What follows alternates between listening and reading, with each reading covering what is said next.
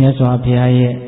တရားဒေသနာတော်များကိုအလုံးနာယူကြည်ညိုခွင့်ရကြတယ်ဦးဇင်းတို့လည်းပဲမြတ်စွာဘုရားရဲ့တရားဒေသနာတော်များကိုဟောကြားခွင့်ရပါတယ်ဒီတော့ဒီကနေ့ညပေတပေါင်းသူတော်ကောင်းတို့ကိုဦးဇင်းတို့ဗာတရားဟောမှလဲဆိုလို့ရှိရင်အင်္ဂုတ္တရနိကေအတ္တကနိဗ္ဗာန်မှာလာရှိတဲ့ဖြေခံပြီးတော့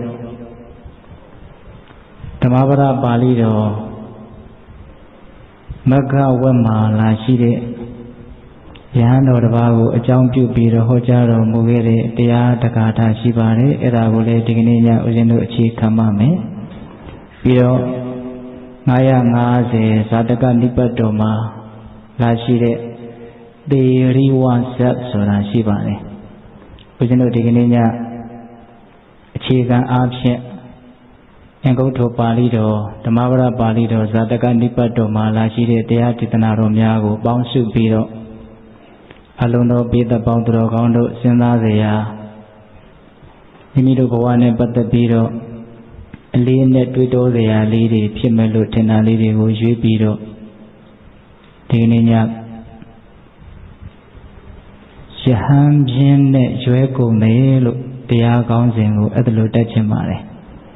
ဘာကြောင့်တရားကောင်းစဉ်ကိုအဲ့ဒါလိုတက်တုံဆိုတော့တရားနာပြီးတဲ့အခါမှာဒီတရားကောင်းစဉ်ကိုမမေ့ရင်ပဲဒီထဲမှာပါတဲ့အကြောင်းအချက်လက်တွေကိုတရားကောင်းစဉ်ကိုအမှတ်ရလိုက်တာနဲ့ဒီထဲမှာပါတဲ့အကြောင်းအရာတွေကိုတခါတည်းတန်းပြီးတော့တတိယသွားစေခြင်းလို့ဟုတ်လားပြီးတော့ဘာတရားဟောတာတုံးလို့မေးလို့ရှိရင်လည်းပဲလွယ်လွယ်ကူကူဆွတ်ဆွတ်ကင်ကင်ပြောလို့ရအောင်တရားကောင်းစီလေးကိုတက်လိုက်တာပါဟုတ်လားအဲ့အတန်ကလုံးအုံးနေနေတယ်နော်ဒီလေးရှော့လိုက်ပါယဟန်ပြင်းနဲ့ရွဲကုန်တယ်တဲ့အလုံးဦးဇင်းတို့ပြောမဲ့စကားတော်တွေဟာပိဿပေါင်းသူတော်ကောင်းတို့မြတ်စွာဘုရားရဲ့တရားတော်တွေကအတိများတဲ့တရားစကားတွေဖြစ်တဲ့အတွက်ကြောင့်ပိဿပေါင်းသူတော်ကောင်းတော်တော်များများကြာဘူးနာဝရှိပြီးသားဖြစ်မဲ့အကြောင်းအရာတွေကြီးများပါတယ်ဒါပေမဲ့လို့အမြဲတမ်းကြားနေတဲ့နဲ့အမြဲတမ်းစဉ်းစားတဲ့တရားတွေဖြစ်တဲ့အတွက်ကြောင့်ကြာဘူးနာဝရှိမဲ့တရားတွေကိုပဲဦးဇင်းတို့ကထပ်ပြီးတော့ဒါရွေးချယ်ပြီးတော့ပြောတဲ့သဘောပါဟုတ်လားအဓိကကတော့ဘာကိုရည်ရွယ်ပြီးတော့ဒီတရားကိုဟောတာလဲဆိုတော့မိမိတို့ရရှိနေတဲ့အင်မတန်ကောင်းတဲ့အခွင့်ကောင်းအခါကောင်းနဲ့ကြုံနေတဲ့အခါကာလမှာအဲ့ဒီအခွင့်ကောင်းအခါကောင်းတွေကိုအလဟတ်ဖြုံးပြီးမပြည့်စေဖို့အလဟတ်ဖြုံးပြီးပြည့်မိမယ်ဆိုရင်တော့အရှုံးကြီးရှုံးလိုက်မယ်ဆိုတာလေးကိုတွေးတောမိစေဖို့နော်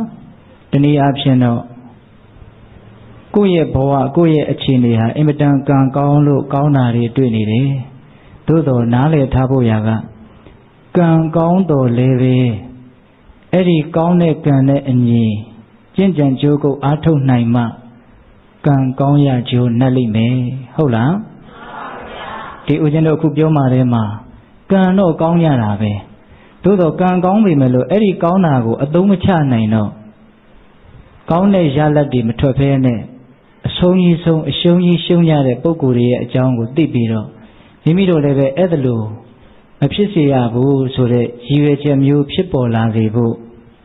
ယဟန်ပြင်းနဲ့ကျွဲကုန်တယ်ဆိုပြီးတော့ဦးဇင်းတို့ပြောမှာပါဟုတ်လားအေးဒီတရားတော်ကိုမဟောကြားသေးခင်မနာကြသေးခင်မှာတရားတော်အလုံးကိုဟောကြားတော်မူခဲ့တဲ့ဘုရားရှင်ကိုတော်မြတ်ရဲ့အင်မတန်အေးချမ်းကြည်လင်တော်မူတဲ့မဟာကရုဏာကို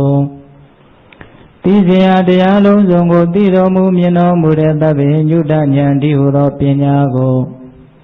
ထိုမဟာကရုဏာကိုပညာကိုနှစ်ပါးစုံတို့ဖြင့်ပြည့်စုံတော်မူတဲ့ဘုရားရှင်ကိုတော်မြတ်ကိုယုတိမြတ်တို့ရှိခိုးပူဇော်ကြအောင်စို့အလုံးလက်ဥက္ကလေးတွေခြေထားကြ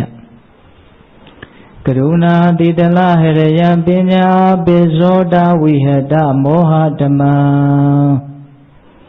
သာနရမရလောကကရုံဝနိတုဂတံဂတိဝိမု တံကရုဏာတိတလဟရယမဟာကရုဏာတော်ဖြင့်အေးမြသောစိတ်နှလုံးလည်းရှိတော်မူပါ၏ထသော Pinya Bizoda Vihata Mohatama Arahatama Divudo Ayawalimpia Wiza Divudo Maimongo Pequaro Muvitado Naneramera Lokagado Lunabyama Dadawa Nandarui Chauti Dandu Ligaru Puya the Surido Sea the Kele Pidomu Avitado Kadiwi Modan Diwa Manoda Nidiyane Pida Delisa Laya Shinga Dano Gadiru Mali to the Piekin Lodo Muvitado Togedan Tadawarua Jumia Jang Homano Zagago Goda Yasuro Muvavitado Bodam Disa Liya Tiam Yago Labodena Bramyagedo Piata Tenen Dimien Bida Piashin Gorom Yajigo Mayan Dia Hobogo Diana Bogo Koso Pinya Brahma Mamu Yona Napia Pijabalo Pia Dido Dudi Voni Unama Gaya Wazimano Jivi Donli Dwara Panama Pje Togwa Yojo Leso Muga Shiko Unyoba I Myaswa Pia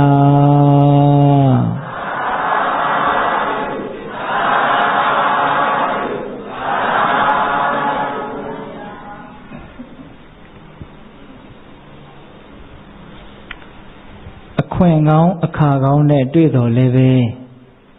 Eri Akwengang Akagong Mo Mimiro Atu Akong Ne Achu Yaladi Twabola Mimiro Majan Sound Naimu Majuza Naimu Suye Eri Akwengang Ni Ne Lueji Luebiro Achu Shirari Bama Majalai Pene Mimiro Bawa Song Shong Dwadati Di Akwengang Surali Ne Patabiro Yaswa Piaga Ingoto Parido Ataka Nipama Ekana Dodan Subi Hodara Shivare Erimam Yaswa Piaga Hori Loka Lurari Hare Akwengang Akagong Lu Pyo Nido Pyo Nijarabi Pyo Nibe Melu Eri Akwen Akagong Suraye Adibego Duro Gong Matibabu Yaswa Piaga Sojabazu Siwaye Lopo, Muishabu, Chini Kaulavi, Soye. A quaint Akali Kono Jura Tajalu, Majoja Bula, the Gayido. Pure.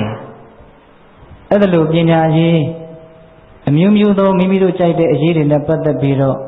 A quaint Lani Talavi Soye. He a chain only, a quaint only Jura Tajalu. A quaint a cargo Suran the Pata Biro. A quaint a ye Suran the Pata Biro, a Mumu Majoja Bula. Yaswa Piaga Erima Luria a quaint ye a quaint gong so be the Joni Bimelu to get a quaint gong to get a quaint ye surago gong namale jababu Erima Yaswa Piaga do ye a mean with Jopiane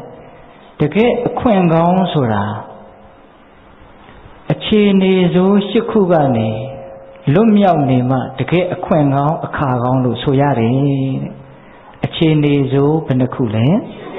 Shiku Eri a Chinese Shiku Dega, the Kugu and Mimido Nime Solution. Era a quaint gone, a car gone, a quaint ye shide, Biolu, Miyama Buri. A quaint gone soda, a Chinese Zoji Shiyaga, Lom Yao Nima, a quaint gone lo corre. Era Lego Uzeno Jola Meso and Beta Bound to the Rondoga, Tato TV Zava, Ever Omi Bamano. Nidain Payashi Kurema Leve, D. Davego, Jubiro, Miran Payashi Kunila. Hola a quengon a cargon. Eddie a quengon a cargon sora, a Chinese Shiaga Lunima. Edima Patama a Chinese Nambade a Chinese a Pale Sura. Ira Bakery, the Tagadosa, Logi, Obano, Hodi. Bakery Beda Liva Jila Jidamiro Ida Logi Iloga Night. The Tagadosa Payashim Kurom Yajidila Obabana Puentono Muri Hodi P. Logama Rahangushin the Matabuda Gushim Yaswa Pia Kurom Yajile Puentono Muri Eddie Puentono Muro Eddie Yaswa Piaga Palule Sura Teari Horabo Yaswa Pia Palume Teari Home အဲ့ဒီမြတ်စွာဘုရားဟောတဲ့တရားတွေကဘလို့အည်အသွေးနဲ့ပြည့်စုံတဲ့တရားလဲဆိုတော့ဘုရားကိုယ်တော်တိုင်ပြောပြတယ်ဓမ္မောသဒေတိယတိဩပါသမိကောပရိနိဗ္ဗာနိကောတံဘောဓဂာမိတုဂတပဝေတိတောဩပါသမိကောကိလေသာငြိမ်းခြင်းကိုဖြစ်စေတတ်သောပရိနိဗ္ဗာနိကောကိလေသာချုပ်ခြင်းကိုဖြစ်စေတတ်သောတံဘောဓဂာမိမဉ္ဇဉ်၄ပါးသို့ဆက်ရောက်စေတတ်သောဒုက္ခတဘဝိတိတောဘုရားရှင်ကိုယ်တော်မြတ်ကြီးသည်ခွဲခြားစိတ်ဖြာဝေဘာရေဟောတော်မူသောဓမ္မောတရားတော်မြတ်ကိုလည်းပဲတေတိယတိဟောကြားတော်မူနေပါ၏မြတ်စွာဘုရားလောကကြီးမှာပွင့်လာတဲ့အဲ့ဒီပွင့်လာတဲ့မြတ်စွာဘုရားကကိလေသာငြိမ်းကြောင်းကိလေသာချုပ်ကြောင်းမဉ္ဇဉ်သို့ရောက်ကြောင်းအဲ့ဒီလိုအည်အသွေးရှိတဲ့တရားကိုမြတ်စွာဘုရားကဘာလုပ်နေတယ်ဟောနေပါတယ်တဲ့ဩပတမိကောကိလေသာငြိမ်းကြောင်းပရိနိဗ္ဗာနိကောကိလေသာချုပ်ကြောင်းတံဘောဓဂာမိသစ္စာလေးပါးသိမြင်တဲ့မဲ့ဉာဏ်တို့ရောက်ကြောင်းတရားဓမ္မတို့ဥစဉ်တို့ဆင်းရဲနေတယ်ဆိုတာအတွင်းတန်တမှာကိလေသာတွေရှိနေလို့ဆင်းရဲတာကိုဟုတ်လားအဲ့ဒီမိမိကိုနှိမ့်ဆက်နေတဲ့အဲ့ဒီကိလေသာတွေငြိမ်းသွားဖို့ချုပ်သွားဖို့အစွမ်းတတ္တိရှိတဲ့အဲ့ဒီတရားမျိုးကိုမြတ်စွာဘုရားကလည်းဟောနေတယ်တဲ့အဲ့ဒါလို့အခွင့်တူးအခါတူးကြီးဖြစ်နေတဲ့အခါကာလမှာအဲ့ဒီပြောမဲ့တတ္တဝါကဘယ်ရောက်နေတုံးဆိုတော့အရင်စပုဂ္ဂလောနိရေယဥပပန္နာဟောတိအရင်စပုဂ္ဂလောထိုတတ္တဝါသည်ဤတတ္တဝါသည်နိရေယငရဲသို့ဥပပန္နောကြာရောက်နေသည်ဟောတိဖြစ်၏လောကကြီးမှာဘုရားကပွင့်လို့တရားကောင်းတွေဟောနေပြီတတ္တဝါကဘယ်ရောက်နေတယ်ငရဲမှာရောက်နေတယ်အဲ့ဒါလို့ငရဲရောက်နေပြီဆိုရင်လည်းအဲ့ဒီတတ္တဝါအတွက်အယံဘိက္ခဝေပထမောအခနောအတမယောဗြဟ္မစရိယဝါဒယယဟန်တို့အဲ့ဒါမြတ်သောအကျင့်ကိုကျင့်သုံးရအလို့ငါပထမဦးစွာအခွင့်အရေးပိတ်နေတဲ့သဘောပဲတဲ့အခနောအခါမဟုတ်ဘူးအတမယောအခွင့်အရေးမရှိဘူးတဲ့ဖျားပွင့်လို့တရားကောင်းဟောနေတဲ့အခါမှာတတ္တဝါကဘယ်ရောက်နေတယ်ငရဲမှာရောက်နေတယ်ဦးဇင်းတို့ဒီတစ်ချက်ကိုပဲအကျေပြောမှာနော်အခြေအနေဆိုရှေ့ရမှာဒါပထမအခြေအနေဆိုခုတရားဓမ္မတို့ဦးဇင်းတို့တွေမှာအဲ့ဒီအခြေအနေဆိုကြီးကလွတ်နေတယ်ဒါရက်ပြည့်၈ပါးကိုပြောနေတာနော်အေးအဲ့ဒီတော့ဘုရားပွင့်လို့တရားကောင်းတွေဟောတဲ့အခါမှာတတ္တဝါကငရဲရောက်နေတယ်နောက်တတ္တဝါကတိရစ္ဆာန်ဖြစ်နေတယ်အကျဉ်းမပြောတော့ဘူးနော်ဘုရားကပွင့်နေတရားကောင်းတွေဟောနေတယ်တတ္တဝါကဘယ်ရောက်နေတယ်တိရစ္ဆာန်ဖြစ်နေတယ်တိရစ္ဆာနာယောနေဥပပန္နောဟောတိနောက်တတ္တဝါကပြိတ္တာဖြစ်နေတယ်သုံးချက်ရှိပြီနော်အဲ့ဒါကိုသူတော်ကောင်းကြီးတွေကလင်္ကာလေးစီထားတယ်အဲ့ဒါလေးတော့နှုတ်ထဲကိုရအောင်ပေးတတ်ပေါင်းသူတော်ကောင်းတို့မှတ်ရမယ်ဖျားပွင့်ငါပေသုံးရွာနှင့်ဒီဃာယုဏဖြစ်လက်ပစ္စံမိစ္ဆာဉာဏ်ရှိဉာဏ်မရှိသာဒါလေးကိုနည်းနည်းရှင်းပြမယ်ဖျားပွင့်ငါပေသုံးရွာနှင့်အပေလေးပါးလိုပဲတက္ကကြီးဒီမကြီးတို့ဦးဇင်းတို့အကြဘူးများခဲ့တာအခုအပေကိုဘယ်နှရွာလို့ပြောလိုက်တယ်သုံးရွာလို့ပြောလိုက်တယ်အတူတကယ်နဲ့ပြိတ္တာကိုပေါင်းပြီးတော့ပိတ္တိဝိတယောပြိတ္တာဘုံဘဝမှာရောက်နေတယ်လို့ရောပြောတာဟုတ်လားဖျားပွင့်နေတဲ့အခါမှာတတ္တဝါကငရဲရောက်နေတယ်တိရစ္ဆာန်ဖြစ်နေတယ်ပြိတ္တာဖြစ်နေတယ်ဒါကိုရည်ပဲပြောတာနော်ဖျားပွင့်ငါပေသုံးရွာနှင့်ဒီဃာယုဏဖြစ်လက်ပစ္စံဒီဃာယုဏဆိုတာဘာပြောတာလဲဆိုတော့ရုပ်သာရှိပြီးတော့နာမ်မရှိသောဖြစ်မှာနာမ်သာရှိပြီးတော့ရုပ်မရှိသောဖြစ်မှာအတင်ညတဖြစ်မှာအရူပဖြစ်မှာတွေကိုဆိုလိုတာအဲ့ဒီဖြစ်မှာတွေဖြစ်နေလို့ရှိရင်လူလောကကြီးမှာဘုရားပွင့်နေတော့လည်းပဲအဲ့ဒီဖြစ်မှာအဲ့ဒီတတ္တဝါသည်မဲ့ဉဏ်ဖူဉဏ်ကိုရခြင်းကမစွမ်းနိုင်သူလည်းပဲအခွင့်အရေးပိတ်တဲ့သဘောလေးခုမြောက်သဘောပေါ့နော်အဲ့ဒါကိုဒီဃာယုဏအသက်ရှည်တဲ့နတ်ဖြစ်မှာကိုပြောတာမြတ်စွာဘုရားပွင့်ပွင့်ချင်းဟာငါအတွက်အင်မတန်ကျေးဇူးများတဲ့ဥဒကတို့အာလာရတို့ကိုတရားဟောမယ်လို့စဉ်းစားလိုက်တော့ဥဒကတို့အာလာရတို့ကလူပြည်မှာရှိသေးလား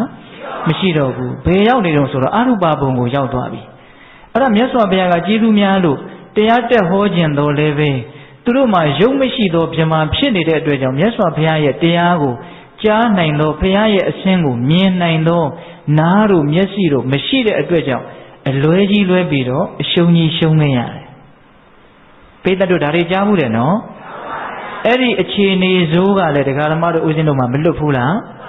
လွတ်တယ်ဘုရားပွင့်ငါပေသုံးရွာနဲ့ဒီဃာယုဏဖြစ်လက်ပစ္ဆံဖြစ်လက်ပစ္ဆံဆိုတာဘာပြောတာလဲဆိုတော့လောကကြီးမှာဘုရားကပွင့်နေတဲ့တရားကောင်းတွေဟောနေတယ်တတ္တဝါကဘုရားတရားမရောက်နိုင်တဲ့အင်မတန်ခေါင်တဲ့ဝေးလံအင်မတန်ဆိုးဝါးတဲ့အရက်ဒေသပစ္ဆံတရိအရက်မှာလူသွားပြီးတော့ဖြစ်နေတယ်အဲ့ဒီမှာသူလည်းပဲတရားနဲ့ဝေးရတယ်ဘုရားနဲ့ဝေးရတယ်တစ္ဆာလေးပါးသိကြောင်းတရားတွေနဲ့ဝေးပြီးတော့အသိဉာဏ်တို့ကိုရနိုင်တဲ့အခွင့်အလမ်းတွေပိတ်နေတယ်အဲ့ဒီအခြေအနေဆိုတော့တရားဓမ္မတို့ဦးဇင်းတို့မလွတ်ဘူးလားလွတ်တယ်ဖျားပွင့်ငါပေသုံးရွာနဲ့ဒီဃာယုဏဖြစ်လက်ပစ္ဆံမိစ္ဆာဉာဏ်ရှိဉာဏ်မရှိသာမိစ္ဆာဉာဏ်ရှိဆိုတာဖျားပွင့်နေတဲ့အခါမှာတတ္တဝါကဘာဖြစ်နေတုံးဆိုတော့မိစ္ဆာဒိဋ္ဌိကိုဟောတိဝိပရိတဒတနောတဲ့မှားယွင်းတဲ့အယူတွေရှိနေတယ်ဖောက်ပြန်တဲ့အတွေးအခေါ်တွေရှိနေတယ်သိတနာတွေကကောင်းတာပဲနော်ဖျားပွင့်လို့တရားစစ်တရားမှန်တွေကိုသိခွင့်ရနေတဲ့အချိန်မှာတတ္တဝါကမိစ္ဆာဒိဋ္ဌိဖြစ်နေတယ်အယူအဆတွေမှားယွင်းနေတယ်အတွေးအခေါ်တွေဖောက်ပြန်နေတယ်မြတ်စွာဘုရားရဲ့တရားတော်ကိုယုံကြည်နိုင်တဲ့ဉာဏ်အစဉ်တန်သူ့မှာမရှိဘူးအဲ့ဒီအခြေအနေဇိုးကြီးကတော့တရားဓမ္မတို့ဦးဇင်းတို့မလွတ်ဘူးလားအခွင့်အရေးဆိုတာရဲ့အဓိပ္ပာယ်ကိုပြောပြနေတာနော်အခါကောင်းဆိုတာရဲ့အဓိပ္ပာယ်အခွင့်ကောင်းဆိုတာရဲ့အဓိပ္ပာယ်ကိုမြတ်စွာဘုရားပြောပြနေတာ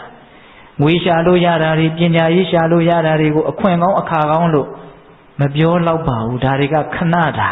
ဟုတ်လားသဗ္ဗညုတဉာဏ်နဲ့ကြည့်ပြီးတော့အခုပြောနေပြီနော်တကယ်အခွင့်ကောင်းအခါကောင်းအခွင့်အရေးတူးဆိုတာဒီအခြေအနေဇိုးတွေကလွတ်နေတဲ့အခြေအနေကိုမှအခွင့်ကောင်းလို့ပြောတာဟုတ်လားဖျားပွင့်ကပေသုံးရွာနဲ့ဒီဃာယုဏဖြစ်လက်ပစ္ဆံမိစ္ဆာဉာဏ်ရှိဉာဏ်မရှိသာဉာဏ်မရှိသာဆိုတာဘာလဲဆိုတော့ဖျားပွင့်နေတဲ့အခါမှာတတ္တဝါကအင်မတန်ညံ့တဲ့အမိဝမ်းကောင်းတွေကစကန်လာတယ်ဆွန့်လာတယ်အလာတယ်ကိုယ်ကိုပြောတဲ့စကားကိုတော့မှကောင်းသလားဆိုးသလားလို့ဝေဖန်နိုင်လောက်တဲ့ဉာဏ်မရှိတဲ့အဟိပရိသေတွေနော်အင်မတန်ဉာဏ်နေတဲ့အဲ့ဒါလို့တုံးတဲ့တတ္တဝါအေလမူကောလို့စာကတော့သုံးတယ်ဟုတ်လားဝမ်းတွေကစပြီးတော့ပရိသေတွေအင်မတန်ဉာဏ်ဖြင်းတဲ့တတ္တဝါဖြစ်လာအဲ့ဒီလိုဖြစ်နေရင်လေတရားတို့တရားမြတ်ကိုအဲ့ဒီတတ္တဝါသိနိုင်မှာမလားမသိနိုင်ဘူးဘုရားပွင့်ငါပေသုံးရွာနဲ့ဒီဃာယုဏဖြစ်လက်ပစ္ဆံမိစ္ဆာဉာဏ်ရှိဉာဏ်မရှိသာဉာဏ်ရှိညာလီဘုရားမဖြစ်ကြံကံလှစ်သည်ရပ်ပြစ်ရှိပါတယုတ်တိတတ္တဝါကတော့မျက်စိနာနာအင်္ဂါတွေစုံတဲ့ဉာဏ်လည်းအင်မတန်ထက်တယ်မဇ္ဈိမဒေသမှာလူလာဖြစ်တယ်သို့တော့အဲ့ဒီအချိန်မှာဘုရားကမပွင့်ပါဘူးတဲ့ဟောဘုရားမပွင့်တဲ့အခါမှာအည်အသွေးမိတဲ့လူလာဖြစ်တော်လည်းပဲအဲ့ဒီအည်အသွေးမိတဲ့လူသားတွေလည်းပဲအခွင့်အလမ်းပိတ်နေတယ်ဘာကြောင့်လဲလောကမှာဘုရားမပွင့်လို့ဘုရားပွင့်တဲ့ကဘာနဲ့ဘုရားမပွင့်တဲ့ကဘာဟာမနှိုင်းစာလောက်အောင်ကွာခြားတယ်ဦးဇင်းတို့ဒီဗဒကဘာပြီးလို့ရှိရင်ကျမ်းဂန်တွေကပြောတယ်တုံညကဘာတဲ့တုံညဆိုတာအနှစ်သာရကနေစိတ်သုံးတဲ့သဘောကိုပြောပြတာခုဦးဇင်းတို့ဗဒကဘာမှာ၅စုမြောက်ပွင့်မဲ့ဘုရားကအရိမတေယမြတ်စွာဘုရားအဲ့ဒီအရိမတေယမြတ်စွာဘုရားပွင့်ပြီးရင်ဒီဗဒကဘာကြီးဟာအချိန်ကျတော့ပြက်မယ်ပြက်ပြီးရင်ဘလို့ကဘာတွေလာမှာတော့ဆိုတော့တုံညကဘာတွေအသင်ချေလာမယ်တဲ့အဲ့ဒီကဘာမှာဘုရားတဆူမှမပွင့်ဘူးလူဖြစ်တော်လဲပဲအသိဉာဏ်တူးကိုမရနိုင်တဲ့အခြေအနေမျိုးပေါ့အဲ့ဒါ၈ခုမြောက်အခြေအနေဇိုးကြီးဟုတ်ရဲ့လားအေးအဲ့ဒါကိုရပ်ပြည့်၈ပါးအင်မတန်ကောင်းတဲ့အခွင့်အခါကောင်းတွေစိတ်သုံးနေတဲ့အခြေအနေဇိုးပေါ့အဲ့ဒီအခြေအနေဇိုး၈ရက်ကလွတ်နေတယ်တဲ့တရားဓမ္မတို့ဦးဇင်းတို့ရဲ့အခုဘဝအခြေအနေဟာဒါကြောင့်မြတ်စွာဘုရားကနဝမ9ခုမြောက်ခဏအင်မတန်ကောင်းတဲ့အချိန်ကလေးဘယ်နှခုမြောက်ကောင်းတဲ့အချိန်9ခုမြောက်အချိန်လေး ဒါကိုဦးဇင်းတို့စာထဲမှာဘေးသက်တို့လည်းတွေ့ဘူးပါလိမ့်မယ်ဗုဒ္ဓပါဒနဝမခဏလို့ဒီလိုမသုံးဘူးလားဖျားပွင့်တဲ့9ခုမြောက်အခွင့်အရေးအင်မတန်ကောင်းတဲ့အခွင့်အခါကောင်းကလေးပေါ့နော်အဲ့ဒီအခွင့်အခါကောင်းကိုအခုဘာဖြစ်နေတယ်ကျုံနေတယ်ဆုံးနေတယ်တရားဓမ္မတို့ဦးဇင်းတွေကံကောင်းလုံးလို့ရနေတယ်ကံကောင်းတော်လည်းပဲမိမိတို့ကအတွေးတွေချွတ်ချော်လို့အဲ့ဒီချွတ်ချော်တဲ့အတွေးအားတွေဆိုတာပုံဖော်ပြီးတော့နေထိုင်သွားကြမယ်ဆိုလို့ရှိရင်အဲ့ဒီကောင်းသောကံလေးနဲ့ညီတဲ့အကျိုးပေးတွေကိုအကျိုးရလဒ်တွေကိုမရနိုင်ဘူးဟုတ်ရဲ့လားဒါကြောင့်ဦးဇင်းတို့ကအခွင့်အခါကောင်းလေးတွေမဆုံးရှုံးပါစေနဲ့ဆိုတာအခွင့်အခါကောင်းဆိုတာလေးကိုအခဏသုတ်တန်နဲ့အညီအကျဉ်းချုပ်တာပြောပြတယ်ဟုတ်လားတရားကိုဦးဇင်းကဒီကနေ့ည3ပိုင်းဟောမယ်လို့စိတ်ကူးထားတာဒါတရားရဲ့ပထမပိုင်းပဲအခွင့်ကောင်းဆိုတာအဲ့ဒီအခြေအနေဆိုရှိရကလွတ်မြောက်နေမှာအခွင့်ကောင်းအခုအခွင့်ကောင်းကျုံနေပြီမဟုတ်လားကျုံနေပြီကျုံမင်းကျုံရတော့လေပဲကျုံရကျိုးနှက်အောင်နေမှာကျုံရကျိုးနှက်လိမ့်မယ်ကျုံရကျိုးနှက်အောင်မနေရင်ကျုံပြီမယ်လို့အလကားပါပဲလို့ပြောเสียရကြီးဖြစ်သွားလိမ့်မယ်ဖျားပွင့်တာနဲ့ကျုံပြီမယ်လို့ဟောမိစ္ဆာဒိဋ္ဌိဖြစ်တဲ့ပုဂ္ဂိုလ်တွေပိဋကရပြည့်7ပါးနဲ့ထည့်တာပဲနော်သူတို့လည်းပဲဖျားပွင့်တာနဲ့တော့ကျုံတယ်သို့တော့ဉာဏ်မြင်နေမှောက်ပါအတွေးခေါ်တွေတိမ်ပြီးတော့ဖျားပွင့်ခြင်းရဲ့အကျိုးကျေးဇူးတွေကိုသူတို့ခံစားရပါသလားမခံစားရဘူးဟုတ်လားအခုဒီမှာဦးဇင်းတို့ဆက်ပြီးတော့ပြောမှာကအဲ့ဒီအခွင့်ကောင်းအခါကောင်းတွေအခွင့်အရေးတွေကိုအသုံးမချလိုက်နိုင်လို့ဆုံးရှုံးသွားတဲ့ပုဂ္ဂိုလ်တွေရဲ့အကြောင်းကိုပြောပြမှာတို့အဲ့ဒါလိုမဖြစ်စေရဘူးဆိုတဲ့စိတ်ကူးကလေးတွေပေါ်လာစေဖို့ဟုတ်ရဲ့လားယဟန်ပြင်းရဲ့အကြောင်းကိုဆက်ပြီးတော့ပြောမယ်တရားရဲ့ဒုတိယပိုင်းဟုတ်ရဲ့လားအခွင့်အရေးကိုအသုံးမချနိုင်ဘူးဆိုရင်ကောင်းတဲ့ရလဒ်ကြီးနဲ့အလွဲကြီးလွဲတတ်တယ်ဆိုတဲ့အကြောင်းအခွင့်အရေးကိုအသုံးမချတတ်ဘူးဆိုရင်ကောင်းသောရလဒ်တွေနဲ့အလွဲကြီးလွဲတတ်တယ်အလွဲကြီးလွဲရရင်တော့အပူကြီးပူရလိမ့်မယ်အဲ့ဒါကတရားရဲ့တတိယပိုင်းလာလိမ့်မယ်အခွင့်အရေးကိုအသုံးမချရင်အလွဲကြီးလွဲလိမ့်မယ်အလွဲကြီးလွဲသွားရင်တော့အပူကြီးပူရလိမ့်မယ်တရားဘယ်နှပိုင်းဟောမယ်3ပိုင်းအခွင့်အရေးရဲ့အခွင့်အရေးကိုအသုံးမချရင်တော့လွဲလိမ့်မယ်လွဲရင်ကတော့သေချာပေါ့စိတ်အကြီးအကျယ်ဆင်းရဲပြီးတော့အပူကြီးပူရလိမ့်မယ်ဘယ်နှချက်ပြောမယ်3ချက်ပြောမယ်အခုတစ်ချက်ပြောပြီးသွားပြီနော်အင်မတန်ကောင်းတဲ့အခွင့်အခါကောင်းကြီးကျုံနေပါပြီအဲ့ဒါကိုလွဲချော်ကြတဲ့ပုဂ္ဂိုလ်တွေရဲ့အကြောင်းကိုဆက်ပြီးတော့နားထောင်ရအောင်နော်မြတ်စွာဘုရားလက်ထက်တော်အခါတုန်းကဘုရားတို့တာဝိထိမြို့မှာတငယ်ချင်းအပေါင်းအသင်းပေါင်း900လောက်စုမိပြီးတော့မြတ်စွာဘုရားရဲ့တရားကိုနာရတဲ့အတွက်ကြောင့်တတိတံဝေကရပြီးတော့လူဘဝနဲ့ဒီအကျင့်မြတ်တွေကိုစင်ကြယ်အောင်ကျင့်သုံးနိုင်ဖို့မလွယ်ဘူးဆိုပြီးတော့ညီညီညာညာတိုင်ပင်ပြီးတော့ယဟန်ပြုကြတယ်ယဟန်လည်းပြုပြီးတော့တို့เจ้าမှာဒီလိုစားကတောက်ခံနဲ့တရားဓမ္မတွေရဲ့အပူဇော်ခံနေုံမျှတဲ့တန်လျာဝတ်ကမလွတ်နိုင်ဘူးအခွင့်အရေးကြုံနေတဲ့အခါကာလမှာအခွင့်အရေးကိုပြီးပြီးပြင်းပြင်းအသုံးချတတ်ဖို့လိုတယ်လို့စိတ်ကူးပြီးတော့မြတ်စွာဘုရားကြီးကကမ္မဋ္ဌာန်းတရားများတောင်းပြီးတော့တောထဲဝင်ပြီးတော့တရားနှလုံးကျင့်သုံးကြယဟန်တော်အပါ900အဲ့ဒီတဲကတပါးကထူးထူးခြားခြားလိုက်မသွားဘူးကျောင်းတော်မှာကြံနေခဲ့တယ်သူဘလို့စဉ်းစားလဲဆိုတော့တောထဲမှာနေဖို့ထိုင်ဖို့လည်းမလွယ်ဘူးစားဖို့တောက်ဖို့လည်းမလွယ်ဘူးအဲ့ဒီတော့ဒီစေတဝန်ကျောင်းတော်မှာပဲဘုရားရဲ့ဘုန်းရိပ်ကံရိပ်ကိုမှီခိုပြီးတော့ချမ်းချမ်းသာသာတတ်တတ်သာသာနေရရင်တော့ပို့ပြီးတော့အဆင်ပြေလိမ့်မယ်လို့သူကအဲ့လိုစဉ်းစားတာအဲ့လိုစဉ်းစားပြီးတော့သူကျောင်းမှာပဲနေခဲ့တာဝိจิတန်းကြီးစားကောင်တောက်ကောင်ယုံလို့တော့တရားနှလုံးတော့ကျင့်သုံးတာပေါ့ဗျာဟုတ်လားအဲ့လိုနေလာရင်းနဲ့ဟိုမှာတော်တဲ့ဝင်ပြီးတော့တရားကျင့်ကြတဲ့ပုဂ္ဂိုလ်တွေသတင်းဝါလာကျွတ်တော့အားလုံးအာသဘောကုန်ခန့်လို့ယဟန္တာဖြစ်ကြတယ်အဲ့ဒီမှာဝမ်းမြောက်ဝမ်းသာတို့တော့ပြုစရာကိစ္စအားလုံးပြီးပြီလူဖြစ်ကျိုးနှက်ပြီရတဲ့ချမ်းသာကိုမြတ်စွာဘုရားကိုရှောက်မယ်ဘုရားဖူးရင်းနဲ့ဆိုပြီးတော့အဲ့ဒီယဟန်တော်တွေမြတ်စွာဘုရားကြီးပြန်ကြွလာလမ်းမှာရွာတရွာဝင်ပြီးတော့ဆွမ်းခံတယ်အဲ့ဒီမှာရွာကတကာကြီးကအဲ့ဒီယဟန်တွေကိုအင်မတန်ကြည်ညိုတော့ ရှင်ဘုရားမြတ်စွာဘုရားဒီရောက်ပြီးရင်ဘုရားတပည့်တော်ရဲ့အိမ်ကိုဆွန်းဖုံးပြီးကြွပါလို့အဲ့ဒါလို့ပင့်လိုက်တယ်ကောင်းပြီတကာကြီးဘုရားဖူးပြီးရင်တော့တကာကြီးရဲ့အိမ်ကိုဆွန်းစားကြွခဲ့မယ်ဆိုပြီးတော့အဲ့ဒီယဟန်တော်တွေမြတ်စွာဘုရားဒီရောက်ရှ िख ိုးဥချအလပတလပပြောအဲ့ဒီမှာမြတ်စွာဘုရားကယဟန်တော်တွေရဲ့တရားဓုရခဲ့တဲ့အကြောင်းအသဘောကုန်ခန့်တဲ့အကြောင်းကိုရှောက်လို့သိတဲ့အတွက်ကြောင့်မြတ်စွာဘုရားအဲ့ဒီမှာဝမ်းမြောက်ဝမ်းသာသာဓုခေါ်တယ်သာဓုခေါ်ပြီးတော့စကားတွေတကယ်ကပဲစကားလက်ဆုံကြတယ်ပေါ့ဗျာဥစဉ်တို့လူလောကအနေနဲ့ပြောရမယ်ဆိုရင်အဲ့ဒါကိုတရားနှလုံးကျင့်သုံးဖို့လိုက်မသွားဘဲနဲ့ကျောင်းတော်မှာကြံနေတဲ့ယဟန်တော်တိတ်တတဲ့သူ့ရဲ့ဘွဲကအဲ့ဒီယဟန်တော်ကအဲ့ဒါကိုတဏှာကနေကြည့်ပြီးတော့ကြားနေတယ်ကြည်စမ်းမြတ်စွာဘုရားကအရေးပေးလိုက်တာသာဓုလဲခေါ်တယ်အရေးယူပြီးတော့စကားတွေလည်းအကြာကြီးပြောတယ်ငါ့ကိုတခါမှမြတ်စွာဘုရားကအဲ့ဒါလို့အဖက်လုပ်ပြီးတော့စကားမပြောဘူးငါ့ကိုလည်းပဲအဲ့ဒါလို့လေးလေးစားစားတန်ဖိုးထားပြီးတော့မြတ်စွာဘုရားစကားပြောတော်မူရင်ကောင်းပါပဲငါ့ကိုလည်းသာဓုခေါ်ရင်ကောင်းပါပဲသူတို့များဟန်ရလိုက်တာဟောပိဋကရဲ့အလုပ်ကိုလုပ်ဖို့တုန်းကတော့စိတ်ဝင်စားဘူးဗျာအကျိုးတရားတွေရလာပြီဆိုတော့မှစိတ်ဝင်စားနေလိုက်တာလောကလူတွေကအဲ့ဒီတိုင်းပဲ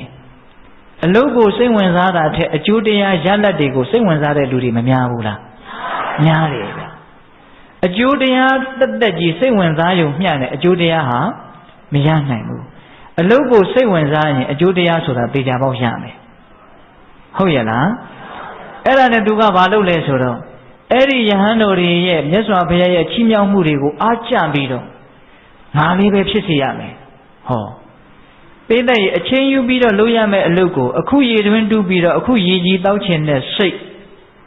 ချမ်းသာဒုက္ခကိုဖြတ်လန်းကနေရခြင်းတဲ့စိတ်တွေသူ့တန်တမှာဖြစ်လာတယ်ဒါလူတဘာဝပဲနော်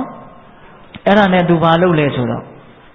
တညက်နေလုံးအားထုတ်တဲ့အပြင်းထန်ဘယ်သူမှစကားမပြောတော့ဘူးငါလည်းပဲသူတို့လိုတရားတို့ရစေရမယ်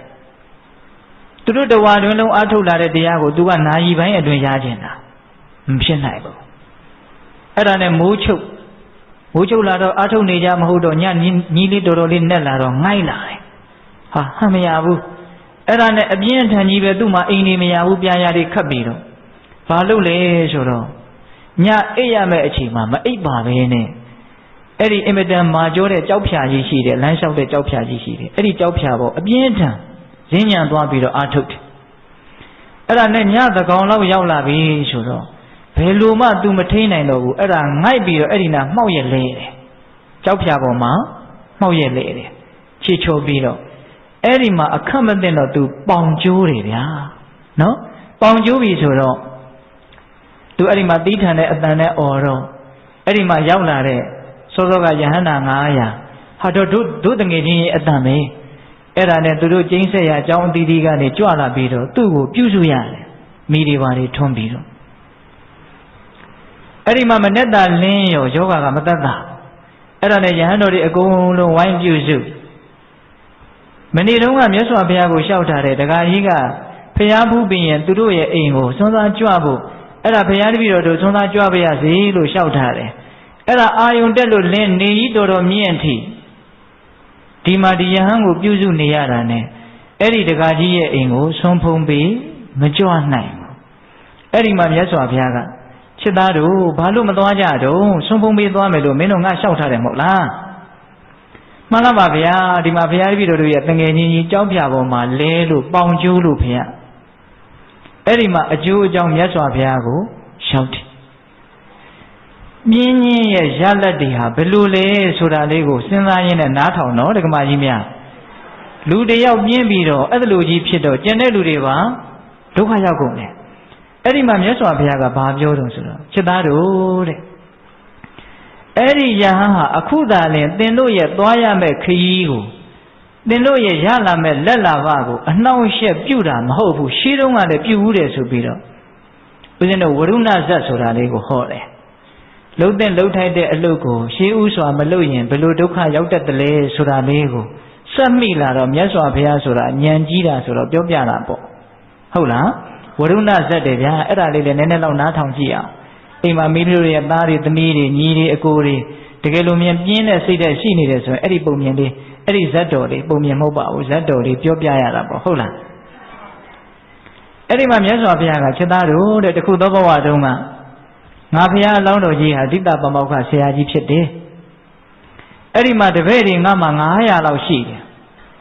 တနေ့တော့ရွာတရွာကအဲ့ဒီတပည့်တွေကိုထမင်းစားလာဖိတ်တယ်ဖိတ်တော့ဟုတ်ပြီမနေ့ပြန်မနေ့ငါရဲ့တပည့်တွေကိုလွှတ်လိုက်မယ်ဆိုပြီးတော့ဆရာကြီးကလက်ခံထားတယ်အဲ့ဒါနေ့လေနေခင်းရောက်တော့အိမ်မှာထမင်းချက်တဲ့ကျွန်မကလာပြီးတော့ဆရာကြီးကိုပြောတယ်ဆရာကြီးထင်းဆိုင်ဆရာထင်းမရှိတော့ဘူးဒါကြောင့်ထင်းကုန်သွားပြီအဲ့ဒီမှာတပည့်တွေကိုဆရာကြီးကကိုင်းငါတပည့်တို့တော်ရဲဝင်ပြီးတော့ထင်းခွေကြကြည့်ကွာထင်းတယောက်တစည်းရအောင်ခွေကြကြည့်ဟာခိုင်းလိုက်တယ်အဲ့ဒီမှာတပည့်တွေ900လောက်အကုန်လုံးပျော်ပျော်ပါးပါးကြီးတော်ရဲကိုထင်းခွေထွက်တယ်အဲ့ဒီထဲမှာခုနတုန်းကပေါင်ကျိုးမဲ့ယဟန်ဖြစ်လာမဲ့လူပြင်းနော်ပါတယ်နော်သူပါတယ်နော်သူလည်းလိုက်သွားတယ်နောက်ကနေပစိုးလေးပခုံးပေါ်တင်ပြီးတော့လိုက်သွားတယ်အဲ့ဒါဒီပြင်လူလင်တွေဒီပြင်ចောင်းသားတွေကတော့တကယ်ပဲတိုးထဲမှာထင်းဖြစ်နိုင်တာတွေအကုန်လုံးလိုက်ရှာပြီးတော့အာကျုမှန်တဲ့ထင်းတစည်းရအောင်ကြိုးကြိုးစားစားရှာတယ်အဲ့ဒီလူလင်ကတော့တိုးထဲရောက်တော့ရှောက်ကြည့်တယ်ရှောက်ကြည့်တာဘာကြည့်တာလဲဆိုတော့အိပ်ဖို့နေရာရှာတာသူကအဲ့ဒါနဲ့ရှောက်ကြည့်ရင်းနဲ့ရေခရက်ပင်ကြီးတစ်ပင်တွေ့တယ်အဲ့ဒီရေခရက်ပင်ကြီးကအရွက်တွေအကုန်လုံးကျွေးနေတော့တစ်ပင်ကြောက်ကြီးနဲ့အင်မတန်တူတယ်ပြင်းတဲ့လူဆိုတာဖြင်းတဲ့သဘောလေးရှိတယ်တိတဲ့တိလိုက်တာဟာပြင်းတဲ့လူအတွက်မသိတာပဲများတယ်အဲ့ဒီတော့ဒါကြီးဟာရေခရက်ပင်ကြီးအဆူကြီးလို့ तू မသိဘူးအဲ့တော့ तू က तू များကိုတော့အထင်သေးနေသေးတယ်ဖူကောင်နေအလိုက်တာဒါတစ်ပင်ကြောက်ကြီးသူတို့မသိလို့ရှောက်ရှားနေတာတကယ်ဆိုရင်ဒီအပင်ကြီးကိုချိုးဖြူပြီးတော့ယူသွားပြီးတာပဲငါကတော့လူရည်လေတဲ့လူဆိုတော့မဲသူကအဲ့ဒါလိုလဲတွေးသေးတယ်တွေးပြီးတော့အဲ့ဒီရေခရက်ပင်အောက်မှာပစိုးစုပ်လေးခင်းပြီးတော့အဲ့ဒီတစ်မြစ်လေးခေါင်းခုပြီးတော့အိတ်တာပဲသူများထင်းခွေနေတဲ့အချိန်မှာသူဘာလုပ်နေတယ်အိတ်နေတာအဲ့ဒါနဲ့အကုန်လုံးထင်းခွေလို့ပြီးကြပြီဆိုတော့သူကတော်တော်ကြီးအိမ်မောကြနေတော့ကျောင်းသားတွေကသူ့ကိုခြေထောက်နဲ့နှုတ်ပြီးတော့ဟဲ့ကောင်ထတို့သွားတော့မှဆိုတော့အဲ့ဒီတော့မှပြူပြတဲ့သူထလာပြီးတော့ဟာနေကြပါအောင်ဟာတော်တဲ့ငါတယောက်တည်းမနေရဘူးကြောက်လဲကြောက်တတ်တယ်သူကအဲ့ဒါနဲ့မင်းပြင်းလုံးကပြင်းနေပြီးတော့တို့သွားနေမယ်မင်းဖြည်းဖြည်းမှလိုက်ခဲ့ထင်းတစည်းမရသေးတော့သူဆရာကြီးကိုလည်းကြောက်ရတယ်အဲ့ဒါနဲ့အဲ့ဒီရေခရက်ပင်ကြီးပေါ်ကိုအပြေးလွှတ်တက်ပြေးလွှတ်တက်ပြီးတော့သူထင်းကြောက်တယ်လို့ထင်းတဲ့အကိုင်းတွေကိုသူချိုးတယ်အဆူတွေဖြစ်နေတာဆိုတော့တော်တော်နဲ့မကျူဘူးအဲ့ဒါနဲ့မရမကချိုးလင်းကကြောင်းလောက်ရတော့အောက်ပြစ်ချပြီးတော့နောက်ထင်းချောင်းတစ်ချောင်းကိုအလော30ချိုးလိုက်တာအဲ့ဒီထင်းချောင်းကကျိုးပြီးတော့အရှိန်လုံးပြီးတော့မျက်လုံးတစ်ဖက်ကိုလာပြီးတော့ထိုးမိသွားတယ်အဲ့ဒီမှာအဲ့ဒီမျက်လုံးကသွေးတွေထွက်လာ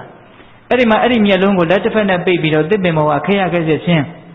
ရတဲ့ထင်းလေး5 6ချောင်း9ချောင်းကိုပစိုးလေးနဲ့စီးပြီးတော့နောက်ကနေအပြေးလိုက်တယ်လက်တစ်ဖက်ကမျက်စိကိုပိတ်ထားရတယ်အဲ့ဒီမျက်စိကန်းသွားတယ်အဲ့ဒါနဲ့တငယ်ချင်းတွေနောက်သူမမိပါဘူးအဝေးကြီးမှာပြက်ကြံနေရတယ်အိမ်လေးရောက်ရောတငယ်ချင်းတွေကထင်းတွေပါတွေအကုန်လုံးစီးပြီးတော့ပုံထားတယ်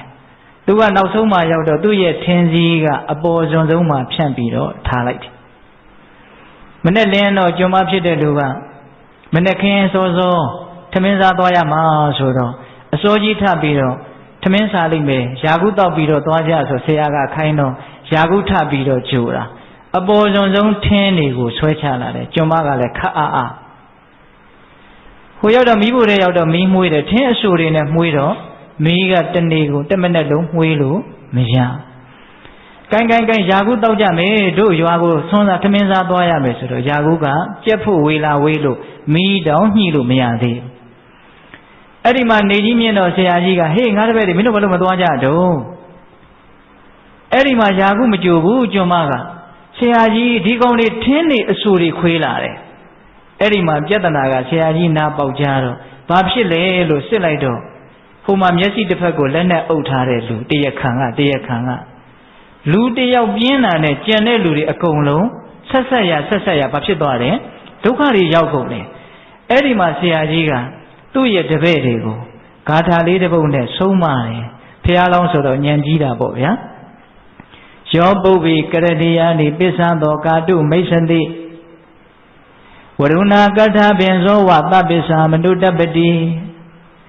ယောအကျင့်ပုဂ္ဂိုလ်သည်ပုဗ္ဗေကရဏိယာနိရှိဥစွာလုတ်တင်တဲ့အမှုကိုပစ္စာနောက်ကာလကြမှာကာတုံပြုခြင်းကအိစ္ဆတိအလိုရှိတယ်သောထိုပုဂ္ဂိုလ်သည်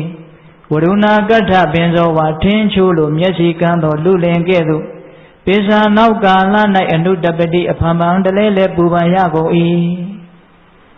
အရင်လုပ်ရမယ့်အလုပ်ကိုနောက်မှလုပ်ဖို့စိတ်ကူးတဲ့လူတွေဟာအဲ့ဒီထင်းချိုးရင်းနဲ့မျက်စိပြက်သွားတဲ့လူလင်လိုနောက်တစ်ချိန်မှာပူပန်ရတတ်တယ်အရင်လုပ်ရမယ့်အလုပ်နောက်လုပ်ရမယ့်အလုပ်ဆိုတာလောကကြီးမှာရှိတယ်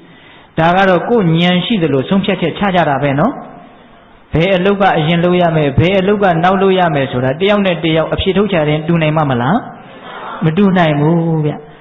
အဲ့ဒါကတော့တရားဓမ္မတို့ကိုယ်ဉာဏ်ရှိသလိုစဉ်းစားကြရုံပဲဒီမှာဆရာကြီးကတော့ခြုံပြီးတော့ပြောထားတယ်အရင်လှုပ်တဲ့အလုပ်ကိုနောက်မှလှုပ်ဖို့စိတ်ကူးတဲ့ပုံကိုယ်တွေဟာပူရတတ်တယ်တဲ့ဟုတ်တာဗော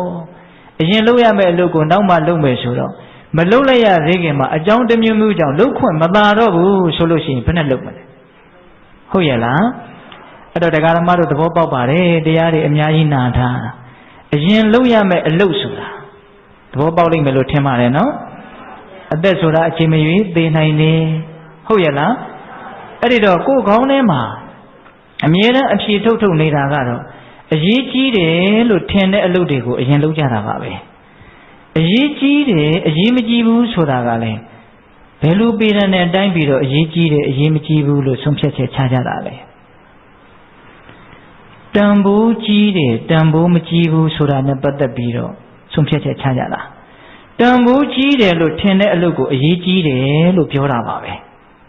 ဟင်ဒီကမကြီးတွေအဲ့ဒါဟုတ်လားတသိန်းတန်နဲ့တစ်ထောင်တန်နဲ့ကျုံလာပြီဆိုရင်ဘယ်အလုပ်ကိုအရင်လုပ်မလဲတသိန်းတန်ကိုအရင်လုပ်မယ်တသိန်းတန်ကတစ်ထောင်တန်အတွက်တန်ဖိုးကြီးတဲ့အတွက်ကြောင့်အရေးပူကြီးတယ်ပေါ့တသိန်းတန်နဲ့ကိုယ့်ရဲ့အသက်နဲ့ကျုံလာပြီဆိုရင်ဘယ်အလုပ်ကိုအရင်လုပ်မလဲအသက်နဲ့ပတ်သက်တဲ့အလုပ်ကိုအရင်လုပ်မယ်အသက်ကြတော့တန်ဖိုးဖြတ်လို့မရတော့ဘူးလေဟုတ်ရဲ့လားအဲ့ဒီတော့အရေးကြီးတယ်မကြီးဘူးဆိုတာတန်ဖိုးကြီးတယ်မကြီးဘူးဆိုတာနဲ့ပတ်သက်ပြီးတော့ဆုံးဖြတ်ချက်ချကြတာအဲ့ဒီတော့ဘာလဲဆိုတော့ကိုယ့်ဘဝမှာဘယ်အရာတွေဟာတန်ဖိုးရှိတယ်ဘယ်အရာတွေဟာတန်ဖိုးမရှိဘူးဆိုတဲ့အတွေးပေါ်မှာမူတည်ပြီးတော့အရေးတွေကကြီးကြတာသူတော်ကောင်းကြီးတွေကြတော့ဘာကအရေးကြီးတယ်လို့သူတို့ကဆုံးဖြတ်ချက်ချတာတရားကအရေးကြီးတယ်လို့သူတို့ကြတော့ဆုံးဖြတ်ချက်ချတာမြတ်စွာဘုရားကလည်းပြောတာပါပဲဗျာတရားရရေးအတွက်ခေါင်းမှာလောင်းနေတဲ့မီးကိုဆပင်လောင်းနေတဲ့မီးကိုငြိမ့်သက်တယ်လို့မျိုးဝတ်ထားတဲ့အဝတ်လောင်းနေတဲ့မီးကိုငြိမ့်သက်တယ်လို့မျိုးအဲ့ဒါလောက်အရေးကြီးရမယ်လို့ဘုရားမပြောဘူးလားတရားဓမ္မတို့ဦးဇင်းတို့တွေကတရားကိုအဲ့ဒါလောက်တန်ဖိုးရှိမှမသိတော့နှိမ်ပြောတာမဟုတ်ဘူးနော်ဒါဦးဇင်းတို့လည်းမသိသေးဘူးတရားကိုအဲ့ဒါလောက်တန်ဖိုးရှိတယ်လို့မသိသေးတော့တန်ဖိုးကြီးတယ်လို့သိတော့သိပါတယ်မသိဘူးတော့မဟုတ်ဘူးဒါပေမဲ့အဲ့ဒါလောက်ကြီးတန်ဖိုးကြီးတယ်လို့တော့မသိသေးဘူးမသိသေးလို့အဲ့ဒါလောက်ကြီးလည်းမလုပ်သေးဘူးဘာတွေအတွက်အရေးကြီးနေတယ်လဲကိုအရေးကြီးတယ်ထင်တာဒီကိုတန်ဖိုးထားတဲ့အရာပဲကိုတန်ဖိုးထားတယ်မထားဘူးဆိုတာကလည်းပဲကိုယ့်ရဲ့အသိဉာဏ်ပေါ်မှာမူတည်ပြီးတော့ဆုံးဖြတ်လိုက်တာပဲဒါလေးနည်းနည်းစဉ်းစားရအောင်လို့ဦးဇင်းပြောပြတာနော်အဲ့ဒီတော့တန်ဖိုးကြီးတယ်ဆိုတာတွေနဲ့ပတ်သက်ပြီးတော့ဘယ်အလုပ်ဟာအရင်လုပ်တဲ့တယ်လဲဘယ်အလုပ်ဟာနောက်မှလုပ်တဲ့တယ်လဲဆိုတာတရားဓမ္မတို့ကိုယ့်ဉာဏ်နဲ့ကိုယ်စဉ်းစားပါဒီမှာဘုရားလောင်းကြီးကတော့ပြောပါတယ်ပုဗ္ဗေကရဏီယာနိရှိဥစွာပြုတဲ့အလုပ်ကိုပစ္စာနောက်ကာလကြမှာကာတုံပြုခြင်းကအိစ္ဆတိအလိုရှိတယ်သောထိုကဲ့သို့သောမိုင်မဲသောပုဂ္ဂိုလ်သည်ဝရုဏကဋ္ဌပင်သောဝါထင်းချိုး၍မျက်စိပြတ်သောသူငယ်ကဲ့သို့ပစ္စာနောက်ကာလ၌အနုတ္တပတိအဖန်ဖန်တလဲလဲပူပါရပေ၏ပူရတတ်တယ်အရင်လုပ်ရမယ့်အလုပ်ကိုနောက်မှလုပ်တော့ရလက်ကောင်းနေနဲ့လွဲပြီးတော့သွားပြီငါတော့ရှုံးပြီဆုံးပြီလို့တွေးပြီးတော့ပူရတတ်တယ်ပိဋကရင်လွဲပြီးရင်ပူရတာပဲကောင်းတာနဲ့လွဲပြီးရင်ပူရတာပဲဟုတ်ရဲ့လားဒါကြောင့်မြတ်စွာဘုရားကအခုဒီမှာပေါင်ကျိုးပြီးတော့သင်္ချစ်သားတို့ရဲ့ခရီးသင်္ချစ်သားတို့ရဲ့ဆွမ်းတီးဟူသောလက်လာဘကိုအနှောက်အယှက်ပြုသောယဟန်တော်သည်အဲ့ဒီတုန်းကလည်းပဲ မျက်စိပြက်ခဲ့တဲ့ကြောင်းသားဖြစ်ခဲ့တာဒီတော့ပိဋကပေါင်းသူတော်ကောင်းတို့မြတ်စွာဘုရားကအဲ့ဒီလိုဇတ်တော်ကလေးကိုပြောပြီးတော့တရားဓမ္မတို့ဦးဇင်းတို့မှတ်သားเสียစဉ်းစားเสียဂါထာတစ်ပုဒ်မြတ်စွာဘုရားအဲ့ဒီမှာဟောတယ်ဒါလေးကိုဆက်ပြီးတော့ဦးဇင်းတို့နာယူကြည့်မယ်နော်ဥဒ္ဌာဏကာလံပိယနုဒ္ဓဟာနောယုဝါပလီအလတိယံဥပိတောတန်တဏမနောတန်တဏသင်္ကပ္ပမနောကုတိတောအာလသောပညာယမကံနဝိနတိဘေခဝေပိသလေးပါจิตသားจิตသမီးတို့ဥဒ္ဌာဏကာလံပိထားကြွလုံးလာပြုတဲ့သောအခါကာလ၌အနုဒ္ဓဟာနောထားကြွလုံးလာပြုလိမ့်မရှိသောယူဝါပလီပြိုမြင့်နုထွားခွန်အားနဲ့ပြည့်စုံသည်ဖြစ်ပါလေရဲ့အလတိယံပြင်းဤခြင်းသို့ဥပေတော်ကပ်ရောက်၍နေသောတန်တဏသင်္ကပ္ပမနောယုံညံသောအတွေးခိုးတို့၌သာလည်းအချိန်ကုန်၍နေသောကုတိတော်လုံးလာဝရိယမရှိသောအာလတိယောပြင်းဤသောပုဂ္ဂိုလ်သည်ပညာယဉာဏ်ပညာဖြင့်ဓာထဗံတိတဲ့တိတိုက်သောမဂ္ဂမဂ္ဂုဏဝိနတိမရနိုင်ပေထားကြွလုံးလာရှိတဲ့အချိန်မှာထားကြလုံးလာမရှိဘဲနဲ့မိမိရဲ့တန်တမာကိုအားတွေညာအားတွေစိတ်ခွန်အားတွေနဲ့ပြည့်စုံနေတဲ့ခွန်အားတွေရှိနေပါလေကဲနဲ့ပြင်းရင်းတို့ရောက်နေတဲ့လုံးလဝရိယနေတဲ့မကောင်းတဲ့အတွေးတွေနဲ့အချိန်ကုန်နေတဲ့အဆင့်မရှိတဲ့အတွေးတွေနဲ့အချိန်ကုန်နေတဲ့ပြင်းရတဲ့ပုဂ္ဂိုလ်ဟာပညာဉာဏ်နဲ့သိနိုင်တဲ့မဲ့ဉာဏ်ဆိုတာကိုမရနိုင်ဘူးတဲ့ဉာဏ်ဘလောက်ကောင်းကောင်းတော့ဒကမာကြီးတွေဟုတ်လားအခွင့်တွေဘလောက်ပဲကောင်းကောင်းအခါတွေဘလောက်ပဲကောင်းကောင်းပြင်းရနေတဲ့ပုဂ္ဂိုလ်ဟာတကယ်စစ်မှန်တဲ့တရားဓုတရားမြတ်ဒုက္ခတွေကိုငြိမ်းစေနိုင်တဲ့တရားဓုတရားမြတ်ကိုမရနိုင်ဘူးတဲ့ကံကောင်းတော်လည်းပဲဝရိယနည်းပြီးတော့ပြင်းရတဲ့ပုဂ္ဂိုလ်ဟာစစ်မှန်တဲ့တရားဓုကိုမရနိုင်ဘူးအဲ့ဒီမှာမြတ်စွာဘုရားပြောတဲ့စကားလေးတွေအသေးစိတ်တရားဓမ္မတို့ဦးဇင်းတို့စဉ်းစားရရှိတာပေါ့နော်ပြိုမြင့်နှုတ်ထွားခွန်အားနဲ့ပြည့်စုံပြီးတော့လူကဘာဖြစ်နေတယ်ပြင်းနေတယ်ကြီးလာတဲ့အခါကျတော့ဒီတရားဓုတရားမြတ်တွေရအောင်လုပ်ဖို့ဆိုတာကြားလာလေတွေအခွင့်အလန်းကနည်းလေပဲဟုတ်ရဲ့လားဉာဏ်စွမ်းနေလာတယ်စိတ်ဓာတ်ခွန်အားနေလာတယ်ခန္ဓာကိုယ်ကချွတ်ရဲမှုများလာတယ်များလာတော့နာကျင်ကြိုက်ခဲမှုတွေကပိုပြီးတော့များလာမယ်တဖြည်းဖြည်းနဲ့အခြေအနေကဆုပ်ယုပ်တဲ့ဘက်ကိုတရွေ့ရွေ့နဲ့သွားမနေဘူးလားသွားနေတယ်ဒါကြောင့်ခွန်အားနဲ့ပြည့်စုံနေတဲ့အချိန်မှာမပြင်းကြီးဖို့မလိုဘူးလားလိုတယ်အဲ့ဒါကိုတရားဓမ္မတို့ဦးဇင်းတို့တွေကတန်တဏသင်္ကပ္ပမနောတဲ့ကာမဝိတ္တဗျာပါဒဝိတ္တဝိဟိန္ဒဝိတ္တကျင့်တဲ့အတွေ့မကျင့်တဲ့အတွေ့လို့တောင်ဦးဇင်းကပြောလိုက်ခြင်းတယ်နော်လောဘနဲ့ပတ်သက်ပြီးတွေးတယ်ဒေါသနဲ့ပတ်သက်ပြီးတော့တွေးတယ်အဲ့ဒီအတွေ့တွေထဲမှာပဲအချိန်ကုန်ပြီးတော့တကယ်နဲ့နေတဲ့တရားတွေကိုလှုပ်တဲ့နေရာမှာလုံးလအင်မတန်နဲပြီးတော့နေတဲ့ပုဂ္ဂိုလ်ဟာတရားဓုတရားမြတ်ကိုမရနိုင်ဘူးတဲ့အဲ့ဒါဦးဇင်းတို့ရဲ့တရားဒုတိယပိုင်းယဟန်ခြင်းဆိုတာအဲ့ဒါကိုပြောတာနော်ကံကောင်းတော်လည်းပဲလုံးလဝရိယနဲနေမယ်ဆိုလို့ရှိရင်တကယ်ရလက်ထူးကြီးနဲ့အလွဲကြီးလွဲတတ်တယ်အခါကောင်းတော်လည်းပဲဝရိယနဲမယ်ဆိုရင်ကောင်းသောရလက်တွေနဲ့ဘာဖြစ်မယ်လွဲမယ်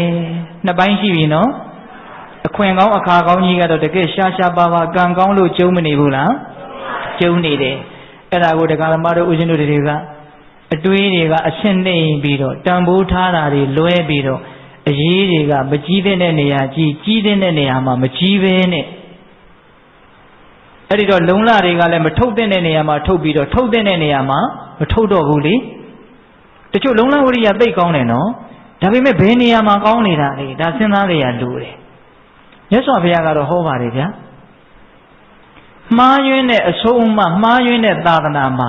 လုံလဝရိယကြီးမယ်ဆိုရင်လုံလကြီးလေဆင်းရဲလေပဲတဲ့မှန်ကန်တဲ့အဆုံးအမမှန်ကန်တဲ့သာသနာမှာလုံလဝရိယနည်းမယ်ဆိုရင်လုံလဝရိယနည်းရင်နည်းတော့အဲ့ဒီလိုဆင်းရဲမယ်တဲ့ပိဋကရင်လုံလဝရိယဆိုတာလေမိစ္ဆာဝါယမလို့ရှိသေးတယ်နော်မှားယွင်းသောအထုတ်မှုဆိုတာဟုတ်လားအဲ့တော့တချို့လုံလတွေက လုံးလဝရိယအားကြီးလေလေဆင်းရဲလေလေကြောက်စရာမကောင်းဘူးလားမှန်ကန်တဲ့အဆုံးအမနဲ့တွေ့နေတဲ့အခါမျိုးမှာအဲ့ဒီအဆုံးအမနဲ့အညီကြိုးစားမယ်ဆိုရင်တော့လုံးလဝရိယကြီးလေလေချမ်းသာလေလေလုံးလဝရိယနည်းလေလေဆင်းရဲလေလေပဲမှားယွင်းတဲ့သာသနာမှားယွင်းတဲ့အဆုံးအမမှာကြတော့လုံးလဝရိယကြီးလေလေဆင်းရဲလေလေလုံးလဝရိယနည်းရင်သူကနည်းနည်းသက်သာသေးတယ်ဟုတ်လားဒါလေးကိုဒကာဓမ္မတို့ကကိုယ့်ဘဝလေးနဲ့ရှင်းပြီးတော့စဉ်းစားကြည့်ပေါ့နော်အရေးမကြီးတဲ့နေရာမှာအရေးကြီးပြီးတော့လုံးလတွေကြီးနေတာကတော့သိပြီးတော့အရေးမပါလှပါဘူးဟုတ်ရဲ့လားအေးဒါကြောင့်တရားရဲ့ဒုတိယပိုင်းကံကောင်းတော်လည်းပဲအခါကောင်းတော်လည်းပဲအတွက်တွေလွဲပြီးတော့လုံးလဝရိယကရှိသင့်ရှိတတ်တဲ့နေရာမှာမရှိဘဲနဲ့မရှိသင့်မရှိတတ်တဲ့နေရာမှာရှိနေမယ်ဆိုရင်တော့ကောင်းမြတ်တဲ့လက်လာပါကြီးနဲ့အလွဲကြီးလွဲလိမ့်မယ်အဲ့တော့တရားရဲ့တတိယပိုင်းအလွဲကြီးလွဲရင်တော့အပူကြီးပူရလိမ့်မယ်အလွဲကြီးလွဲရင်တော့အပူကြီးပူရလိမ့်မယ်ဒါကိုဦးဇင်းတို့ဗုဒ္ဓဘာသာဝင်တွေမကပါဘူးတော်တော်များများသောပုဂ္ဂိုလ်တွေပါအင်မတန်အတိများတဲ့ဇတ်တော်တစ်ခုပြောပြမယ်သေရိဝဇတ်တဲ့အဲ့ဒီဇတ်တော်လေးကိုပြောလိုက်ရင်တော့ပေတတ်တို့ကတို့သိပြီးသားလို့ဒါပေမဲ့ဒီဇတ်တော်ကိုမြတ်စွာဘုရားဘာကြောင့်ဟောသလဲဘယ်လိုရည်ရွယ်ချက်နဲ့ဟောသလဲဆိုတာလေးကြတော့တတိထားမိတဲ့လူသိတဲ့လူထိုက်တဲ့လောက်နေလိမ့်မယ်လို့ထင်တယ်ဟုတ်လားဇတ်တော်လေးဟောခြင်းရဲ့ရည်ရွယ်ချက်ဘာကြောင့်ဟောသလဲဆိုတဲ့အကြောင်းတရားရွယ်ကုန်တယ်ဒီလိုပြောလိုက်တော့အလုံးသိတယ်နော်ရွယ်ကုန်တယ်ဘာကြောင့်ဒီဇတ်တော်ကိုမြတ်စွာဘုရားဟောလဲဆိုတော့လုံးလဝရိယကိုလျှော့တဲ့ယဟန်တစ်ပါးကိုအကြောင်းပြုပြီးတော့ဟောတယ်လို့စာထဲမှာတော့အဲ့ဒါလိုအချင်းချုပ်ဖော်ပြထားတယ်သူထိုက်တဲ့လောက်တော့ကြိုးစားဟန်တူတယ်ကြိုးစားပေမဲ့လို့သူစိတ်ထဲမှာကြိုးစားမှုပေတံကစံမမီဂိုက်မမီတော့ထိုက်တဲ့လောက်အရာထင်ဟန်မတူဘူးအဲ့ဒီမှာသူ့ရဲ့လုံးလဝရိယကိုသူဘာဖြစ်လိုက်မလဲလျှော့ချလိုက်မယ်အဲ့ဒီအချိန်မှာမြတ်စွာဘုရားကဒီလောက်အခွင့်အရေးကောင်းနေတဲ့အခါကာလမျိုးမှာမရမနေကြကုတ်ကြခဲကြိုးစားတဲ့နဲ့လုံးလဝရိယကိုမလျှော့တဲ့ဘူးဒါနေနေရအလုပ်ကိစ္စမဟုတ်ဘူးဆိုပြီးတော့လုံးလဝရိယကိုလျှော့လို့ဒီအခြေအနေကောင်းကြီးနဲ့သာလွဲသွားမယ်ဆိုရင်သင်္ချေသားနောက်အကြာကြီးပူရလိမ့်မယ်ဆိုပြီးတော့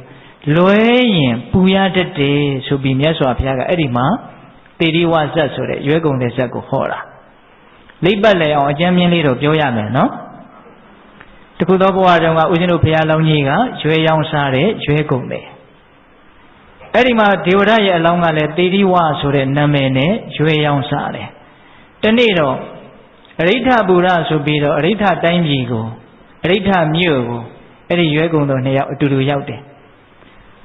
နေမြေသတ်မှတ်လိုက်တယ်မင်းကဒီဘက်ပိုင်းကိုရောက်ငါကဒီဘက်ပိုင်းကိုရောက်တယောက်ဝင်ပြီးသားလမ်းကိုတယောက်ဝင်ခွင့်ရှိတယ်မဝင်ရသေးရင်တော့ကြိုပြီးတော့မဝင်ရဘူးအဲ့ဒီမှာဒေဝရအလောင်းဖြစ်တဲ့သေရိဝရွယ်ကုန်တယ်ကလမ်းတလမ်းကိုဝင်သွားတယ်ဝင်သွားတော့အထေကြီးပြက်ပေါ့တစ်ချိန်လုံးကတထေးဖြစ်ခဲ့တဲ့အင်မတန်ချမ်းသာခဲ့တဲ့အခုလောလောဆယ်တော့အင်မတန်ဆင်းရဲနေတဲ့အိမ်တအိမ်ကိုရောက်သွားတယ်အဲ့ဒီမှာမြေးမလေးကသူ့ရဲ့အဖွားကိုရွယ်ဝယ်ပေးဖို့တောင်းပန်တော့အဲ့ဒီမှာရွယ်တယ်ကအဲ့ဒီအိမ်ရှိသူ့ရဲ့ရွယ်တန်းကိုချငါမြည်ရဲ့ဘာနဲ့ဝယ်မှတော့ဟောဒီမယ်တဲ့ဘယ်တော့မှမသိဘူးခွက်အိုကြီးတစ်လုံးရှင်းတော့ကတထေးတွေလက်ထက်ကသုံးခဲ့တာအဲ့ဒါကြီးကရွှေခွက်ကြီးဒါပေမဲ့အညိတွေတက်ပြီးတော့အညစ်အကြေးတွေဖုံနေမျိုးတွေအလိမ့်လိမ့်တင်နေတာဆိုတော့ဘာခွက်ကြီးမှသူတို့မသိဘူးအဲ့ဒီခွက်ကြီးနဲ့လွဲရင်တော့ရွယ်လေးတစ်စင်စားတော့ရတာကောင်းပါရဲ့အမေကြီးဝဲပေးပါအဖွားဝဲပေးပါဆိုတော့မြေအဖွားနှစ်ယောက်ရွယ်ဝဲမယ်ဆိုတော့အဲ့ဒီခွက်ကြီးနဲ့လာခွက်ကြီးကိုပြအဲ့ဒီမှာအကလေးနဲ့အသာချစ်ကြည့်လိုက်တယ်အဲ့ဒီခွက်ကိုရွှေခွက်လို့အတက်သိတယ်နော်အဲ့ဒီရွှေခွက်လို့အတက်သိတော့သူပါစဉ်းစားတယ်သူ့ရဲ့စဉ်းစားပုံစဉ်းစားနည်းတကယ်ဆိုရင်သူ့မှာပါတဲ့ပစ္စည်းဟာ1000နဲ့ပို့ပြီးတော့မတန်ဘူးအဲ့ဒီရွယ်တွေအကုန်ပေးလိုက်မယ်ဆိုရင်ပေးเสียတော့မလိုဘူးရွယ်တကုံလောက်ပေးမယ်ဆိုရင်ဒီခွက်ကြီးမရပြီဘူးလားရတယ်ဒါပေမဲ့သူဘယ်လိုစဉ်းစားလဲဆိုတော့ရွယ်တကုံလုံးမပေးနိုင်ဘူးသူတို့လည်းပဲဒီခွက်ကြီးကိုဘာခွက်လို့မသိဘူး အဲ့ဒီတော့ရွယ်လေးတစ်လုံးနှလုံးနောက်တစ်ခေါက်ကြမှာပေးမယ်ဒီတစ်ခေါက်တော့နည်းနည်းလေးမူလိုက်အောင်မယ်တဲ့ပိဿရေနောက်တစ်ခေါက်မှပေးမယ်ဒီတစ်ခေါက်တော့နည်းနည်းလေးမူလိုက်အောင်မယ်အချိန်ကိုမဆွဲတဲ့နေရာမှာဆွဲရင်အလွယ်ကြီးလွဲတတ်တယ်ဆိုတာလေးတတိလေးထားပြီးတော့နားထောင်နော်ဦးဇင်းတို့ဒီသာသနာတော်မှာလည်းပဲနောက်ဖျားမျှော်တဲ့ဝါဒအင်မတန်ဆိုးဆိုးဝါးဝါအခုရှိနေတယ်သိလားဒီဖျားရဲ့မျက်နှာမှာအာမနာဒီဖျားရဲ့မျက်နှာမှာမထောက်အရိမိတေယနဲ့အော်နေတာတွေမဆိုးဘူးလားဟေးဦးဇင်းတို့လေဒီသတော်ဘုရားကြီးရဲ့ဆုံးမသားတွေကိုတည်တည်ချာချာဖတ်ကြည့်ဟုတ်လားအဲ့ဒီတော့ဆိုကြပါစို့ဗျာနောက်တစ်ခေါက်လာမှပဲဒီတစ်ခေါက်တော့အตาကလေးသူတို့ကိုနှက်ထားလိုက်အောင်မယ်ဆိုပြီးတော့ဟန်ပါနဲ့မူလကြီးလုပ်ပြီးတော့အဲ့ဒီခွက်ကိုခက်တီနဲ့မြေကြီးပေါ်ပြစ်ထားလိုက်ပဲဝက်တောင်မတန်ဘူးတဲ့ဒါမျိုးနဲ့ရွဲလာဝယ်လို့ဘယ်ရမှာလဲပိဿရေမစွန့်သားတဲ့နေရာမှာစွန့်သားနေတာနော်စတိထရကောင်းတယ်နော်အဖိုးတသိန်းထိုက်တဲ့ဒီရွှေခွက်ကြီးနဲ့ပတ်သက်ပြီးတော့သူအဲ့လိုမျိုးတကယ်မလုပ်သင့်ဘူးနော်ဒါပေမဲ့အဲ့ဒါကိုအချောင်လိုခြင်းတဲ့စိတ်တန်ရာတန်ကြီးမပေးခြင်းတဲ့စိတ်တကယ်ဆိုရင်သူတန်ရာတန်ကြီးတောင်သိပ်ပေးစရာမလိုဘူးနည်းနည်းလေးပေးလိုက်ရင်တောင်ရတော့မှာနော်သိပ်ကောင်းတဲ့အခွင့်ကောင်းအခါကောင်းကြီးကံကောင်းမှုကြီးသူ့ရဲ့လက်ဖွားပေါ်မှာတောင်ရောက်လာတယ်ဒါပေမဲ့အဲ့ဒါသူဘာလုပ်လိုက်လဲအသာပြစ်ချလိုက်တယ်ဘယ်လိုစိတ်ကူးနဲ့ပြစ်ပါတစ်လုံးနှလုံးလောက်ပဲပေးခြင်းတာနော်သူတို့တောင်းတာလေးပေးလိုက်ရင်ပြီးတာပဲအဲ့ဒါလေးလောက်တောင်တန်ရာတန်ကြီးသူမပေးခြင်းဘူးအချောင်လိုခြင်းတဲ့စိတ်အဲ့ဒီစိတ်ကလေးကအမှတ်မထင်ကလေးနည်းနည်းကလေးဖြစ်တာအဲ့ဒါနောက်ဘယ်လောက်ထိအဲ့ဒီအကျိုးဆက်ကြီးကြီးသွားမလဲဆိုတော့မမျှော်မှန်းနိုင်လောက်အောင်ကြီးသွားမယ်အဲ့ဒီအကျိုးဆက်ကအဲ့ဒါနဲ့သူကအဲ့ဒီရွှေခွက်ကြီးပြစ်ချပြီးတော့အထမ်းကိုကောက်ထမ်းပြီးတော့ခက်တီကြီးနဲ့ထွက်သွားတယ်ဟိုမြေးဖွားကလည်းစိတ်မကောင်းဖြစ်ပြီးတော့ငါမြေးရဲ့မင်းဟာကပဲဝက်တောင်မတန်ဘူးလေကဲဘယ်တက်နိုင်မှာတို့မှပတ်စံမရှိဘဲနဲ့ဆိုပြီးတော့အိမ်ထဲအသာပြန်ခေါ်လာတယ်တအောက်လောက်နေတော့နောက်ထပ်ရွဲကုန်တဲ့တယောက်ရောက်လာတယ်ဦးဇင်းတို့ဘုရားလောင်းသူဝင်သွားပြီးသားလမ်းဖြစ်တဲ့အတွက်ကြောင့်ကုန်တယ်တို့ရဲ့ဂတိသစ္စာသူတို့ရဲ့ဝတ္တရားဝင်ဝင်ရှိသူရောင်းသွားပြီလေကြိုက်တဲ့လောက်ရောင်းသွားပြီလေအဲ့ဒီမှာဘုရားလောင်းကလည်းရွဲဆိုပြီးတော့ဝင်လာတော့အဲ့ဒီကလေးမလေးကဒီရွဲကိုအသေးအတန်ဝစ်ဆင်ခြင်းနေတာဆိုတော့ကိုင်းခြင်းနေတာဆိုတော့လှမ်းကြည့်တယ်ဟောဒီရွဲကုန်တဲ့ကတော့သဘောကောင်းပုံရတယ်အဲ့ဒါနဲ့သူ့အမေကြီးကိုခေါ်အဖွားလာပါဦးဘာလဲနင်ထပ်ပြီးတော့ဝဲခြင်းမြန်ပြီလားဆိုလိုတုန်းကတို့ကိုပိုးစိုးပက်ဆက်ပြောသွားတာမကြဘူးလားငါရှက်တယ်ဝဲမပေးနိုင်ဘူးနေပါဦးတဲ့ဆိုလိုကရွဲကုန်တယ်နဲ့မတူပါဘူးဒါနည်းနည်းလေးသဘောကောင်းပုံရပါတယ်အဲ့ဒါနဲ့ကလေးမလေးကအပြောကောင်းတော့ဖွားကြီးကလည်းရက်ကန်နဲ့ပါလာအဲ့ဒါနဲ့ခုနခွက်ကြီးနဲ့ပဲဝဲကြပြန်ရောဝဲတော့ဖယားလောင်းကအဲ့ဒီမှာမှတ်ကြောက်ကလေးအသာတင်ပြီးတော့ချစ်ကြည့်လိုက်တော့ဒါရွှေခွက်လို့သိတယ်ကံကောင်းခြင်းသူ့ရဲ့လက်ဖွားပေါ်မှာရောက်လာပြီနော်စောစောကတော့လည်းရောက်တာပဲနော်အခုဖယားလောင်းကတော့ဘယ်လိုအသုံးချမလဲသူ့ရဲ့မူရင်းစိတ်ဓာတ်ကဘယ်လိုရှိသလဲသူ့ရဲ့မူရင်းစိတ်ဓာတ်ကအဖွားတဲ့ဒါတသိန်းတန်တဲ့ရွှေခွက်ကြီးပဲတဲ့ကျွန်တော်မှဒီပစ္စည်းနဲ့တန်တဲ့ဒီပစ္စည်းနဲ့လဲရလောက်အောင်ထိုက်တန်တဲ့ပစ္စည်းမပါပါဘူးတဲ့ဘလောက်ယိုသားလဲဒါပေမဲ့ဒီဇတ်တော်ကြီးကိုဦးဇင်းတို့မြတ်စွာဘုရားကယိုသားမှုရဲ့ဂုဏ်ကိုပေါ်စေခြင်းလို့ဟောတာမဟုတ်ဘူးနော်ရလာတဲ့အခွင့်အရေးကိုလက်လွတ်ဆုံးရှုံးသွားရင်ကြီးကျယ်တဲ့ဒုက္ခတွေကြီးကျယ်တဲ့ပူလောင်မှုတွေတွေ့ရတတ်တယ်ဆိုတာနဲ့ပတ်သက်ပြီးတော့သင်္ကန်းလာရစေခြင်းလို့ဟောတာ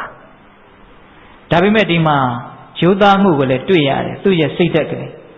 ဒါနဲ့ထိုက်တန်တဲ့ပစ္စည်းသူ့မှာပါလေမပါပါဘူးတဲ့အဲ့ဒီလိုပြောတော့ဘွားကြီးကအံ့ဩတယ်အမောင်းတဲ့စောစောကလူကပဲဝက်တောင်မတန်ဘူးဆိုပြီးအဖွားတို့ကိုမှုချိုးမြစ်ချိုးပြုတ်ပြီးတော့သွားတာတဲ့ဒီရွှေခွက်ကြီးကမောက်ရဲ့ဘုံကံကြောင့်ရွှေခွက်ဖြစ်သွားတာနဲ့တူတယ်တဲ့စောစောကပဲဝက်တောင်မတန်ဘူးတဲ့အခုရွှေခွက်ဖြစ်သွားတာမောက်ကံကြောင့်ဖြစ်သွားတာအဲ့ဒါငါမြေးကလေးပန်ဖို့ရွေးတကုန်းနှစ်ကုန်းရရင်တော်ပြီတဲ့ဘွားကြီးကလည်းပြတ်သားတယ်နော်အဲ့ဒီတော့ဘုရားလောင်းကတောင်းပန်တယ်မယူဘုရားရှင်နဲ့ဒါနဲ့တန်တာမပါဘူးအဲ့ဒီမှာဘွားကြီးကလည်းပြုံးရွှင်ပြီးတော့သဘောကျတာပေါ့ရိုးသားတဲ့လူနဲ့တွေ့တော့အဲ့ဒီတော့မောင်းတိုင်းနဲ့မောင်းကံဒီရွှေခွက်ကြီးကိုယူလာသွားအဲ့ဒီမှာဘုရားလောင်းကကိုင်းအဲ့လိုဆိုလို့ရှိရင် ကျွန်တော်မှာရွယ်ရောင်မိသားအသပြာ900ရှိတယ်ဟောဒီမယောင်းရသေးတဲ့ပစ္စည်းတွေကိုအကုန်တွက်ချက်လိုက်တော့လေအသပြာ900ဘိုးလောက်ရှိတယ်အဲ့တော့ဒီရွယ်အထမ်းကြီးလိုက်အသပြာ900လည်းသူတို့ကိုပေးထားခဲ့တယ်ရွယ်အထမ်းကြီးလိုက်အကုန်လည်းပေးတယ်ဘာယူသွားတော့ဆိုတော့ချိန်ဝင်ကလေးရေအဘွားတဲ့အဲ့ဒီတဲကရှစ်အသပြာပြန်ပေးပါဦးဟိုဘက်ကိုမြစ်ကိုကူးဖို့အတွက်ကတော့ကမရှိလို့အဲ့ဒီရှစ်အသပြာရေသူ့ရဲ့ချိန်ဝင်ရေဒါလေးပဲပြန်တောင်းပြီးတော့လွယ်အိတ်ကလေးရေဒါလေးကိုပဲယူသွားပြီးတော့အကုန်လုံးကဖြစ်တာတော့ပေးထားခဲ့တယ်အဲ့ဒါဘွားကြီးကလည်းငွေ900လည်းရတယ်ရွေးတွေလည်းအကုန်လုံးရတယ်ဆိုတော့သူတို့လည်းပြောပြီးတော့နေရရောအဲ့ဒါနဲ့မြစ်စိတ်လည်းရောက်တော့ကတော့သမားကိုရှစ်အသပြာအကုန်ပေးပြီးတော့ဂိုင်းအော်ဒါတစ်ခါတည်းငှားသွားတာဘယ်သူမှမတင်တော့မြန်မြန်ကူးဆိုပြီးတော့ဟိုဘက်ကန်းကိုကူးသွားမြစ်တဝက်လောက်လဲနေရောတဝက်လောက်လဲရောက်ရောနောက်ကနေအော်တန်ကြားတယ်ဟေးကတော့တဲ့ရက်ပါအောင်ဘယ်သူအော်နေတာလဲဆိုတော့သေရိဝရွဲကုန်တွေကအော်နေတာအဲ့ဒီမှာဘုရားလောင်းကမရက်နဲ့မင်းကငါအရှိတပြပေးပြီးတော့ခေါ်လာတာလှေသမားကလည်းမရက်ဘူးဆက်လှော်သွားဘာကိစ္စနဲ့သူကရောက်လာတာလဲဆိုတော့ပေးသက်ပေါင်းသူတော်ကောင်းတို့သိပြီးသားဟုတ်လားတစ်ခေါက်ပြန်လာပြီနော်နောက်တစ်ခေါက်ကြမှာရွယ်လေးတစ်လုံးနှလုံးပေးမယ်ဒီတစ်ခေါက်ကတော့ဟန်လုပ်ပြီးတော့ဈေးတယ်တို့ရဲ့ဆိုင်ပေါ့ဗျာဟုတ်လားဟန်လုပ်ပြီးတော့နေလိုက်တာအဲ့ဒါနောက်တစ်ခေါက်ပြန်လာတယ်ပေးသက်ရင်နောက်တစ်ခေါက်ပြန်လာတယ်ရွှေကွက်ကြီးရှိသေးလားရှိတော့အဲ့ဒီမှာကလေးလေးကအိမ်ရှိမှာရွယ်တွေလည်းဝင်းလို့မျက်လုံးပြူးသွားတယ်ခုနတော့ငါနဲ့လဲမယ်ဆိုတဲ့အခွက်ယူခဲ့လေအဲ့တော့ဖွားကြီးကအိမ်ထဲကထွက်လာပြီးတော့စားထဲမှာတော့ဆဲတယ်လို့ဆိုတယ်ဟုတ်လားသူတော်တော်စိတ်နာသွားတာနေမှာပေါ့မင်းတဲ့တော်တော်ရုပ်မာတဲ့လူပဲအဲ့ဒီခွက်ကိုနောက်ရောက်လာတဲ့ကုံတွေကအသပြာ3သိန်းတန်တယ်ဆိုပြီးတော့တို့ကိုငွေ1000ပေးသွားတယ်ငွေ900နဲ့ရွေ900ဘို့အဲ့ဒီလိုပြောပြီးတော့စူဆဲပြီးတော့လွတ်လိုက်တော့အဲ့ဒီကြတော့မှငါတော့အလွယ်ကြီးလွဲပြီတော်တော်ကြီးထိတ်လန့်သွားတယ်တုန်လှုပ်သွားတယ်စောတော်တုန်းကသူပြစ်ချလိုက်တဲ့ရွှေကွက်ကြီးဟာသူ့စိတ်ထဲကမထွက်ဘူးနော်အဲ့ဒါကြီး तू မရနိုင်တော့ဘူးဆိုတာလဲသိလိုက်ရောမရနိုင်တော့ဘူးဆိုတာလဲသိလိုက်ရောစိတ်တွေလုံးဝသူရောက်ရက်ခတ်ပြီးတော့တွေးရင်နဲ့စိတ်ကအင်မတန်ပူးလာတယ်ပူးလာတော့ तू ဘာလုပ်တုံဆိုတော့ယူကျုံမရထောက်တီရမရအိမ်တရေမရရွဲတောင်းထဲမှာရှိတဲ့ရွဲတွေကိုအကုန်လုံးပြစ်ကျဲလိုက်တယ်လမ်းပေါ်ခြိုက်တဲ့လူယူနော်တောင်းတွေပါတွေအကုန်လွှတ်ပြစ်လိုက်တယ်ထိုးပြားတွေပါတွေအကုန်လွှတ်ပြစ်လိုက်တယ်လွှတ်ပြစ်ပြီးတော့သူ့ရဲ့အပေါ်ယုံကိုလည်းပြစ်လိုက်တယ်ပြစ်လိုက်ပြီးတော့သူဘာယူတော့ဆိုတော့အဲ့ဒီသူတို့ချိန်နဲ့ချိန်ဝင်ကိုအယိုးကိုသူကလက်နဲ့တပွဲလုပ်ပြီးတော့အဲ့ဒီကုံတွေဘယ်သွားလဲလို့မေးတာအဲ့ဒီကုံတွေဒီကအတင်းကျပ်လိုက်လို့မှာ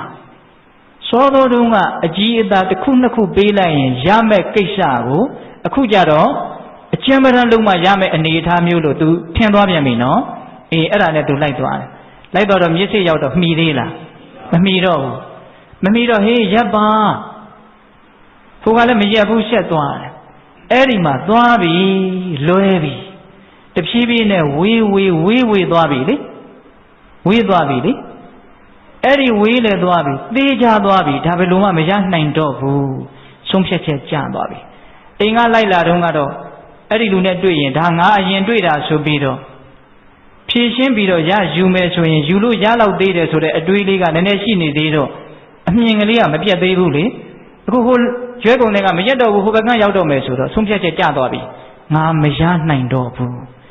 ငါမရနိုင်တော့ဘူးဆိုတဲ့အသည့်ဒီသူ့ရဲ့စိတ်နှလုံးကိုအပြင်းထန်ရိုက်ခတ်ပြီးတော့ဒီပါဇက်ကနေပြီးတော့သွေးတွေထွက်လာတယ်စိတ်ကလည်းကြောက်စရာကောင်းတယ်နော်ပါဇက်ကနေသွေးထွက်လာတယ်သွေးအံတယ်ပေါ့အဲ့ဒီကအံလုံးမကအံပူလုံးမကပူတော့အဲ့ဒီနှလုံးကကွဲတောင်ကွဲသွားတယ်အထဲထဲမှာကွဲပြီးတော့အဲ့ဒီနာရင်လဲပြီးတော့ပေးရတယ်မသေးခင်မှာသူဘာလုပ်သွားသေးလဲဆိုတော့အဲ့ဒီရွှေခွက်ရသွားတဲ့ကုံတွေကိုအမုံကြီးမုံသွားတယ်ငါလက်ထဲကလူသွားတာအဲ့ဒီမှာပထမဦးဆုံးဦးဇင်းတို့ရဲ့ဘုရားလောင်းကိုဒေဝရတ်အလောင်းရဲ့ရံညိုးဖွဲ့ခြင်းတဲ့ပထမဦးဆုံးအဲ့ဒီကစပြီးတော့မုံသွားတာနောက်ဘဝတိုင်းတွေ့တိုင်းသူမေတ္တာမဖြစ်နိုင်ဘူးဘယ်လောက်ထိမုံသွားတော့ဆိုတော့ဦးဇင်းတို့အခုဘုရားဖြစ်ပြီဆိုတော့ကြောက်တုံးနေလှိမ့်ချမ်းပြီးတော့တတ်တယ်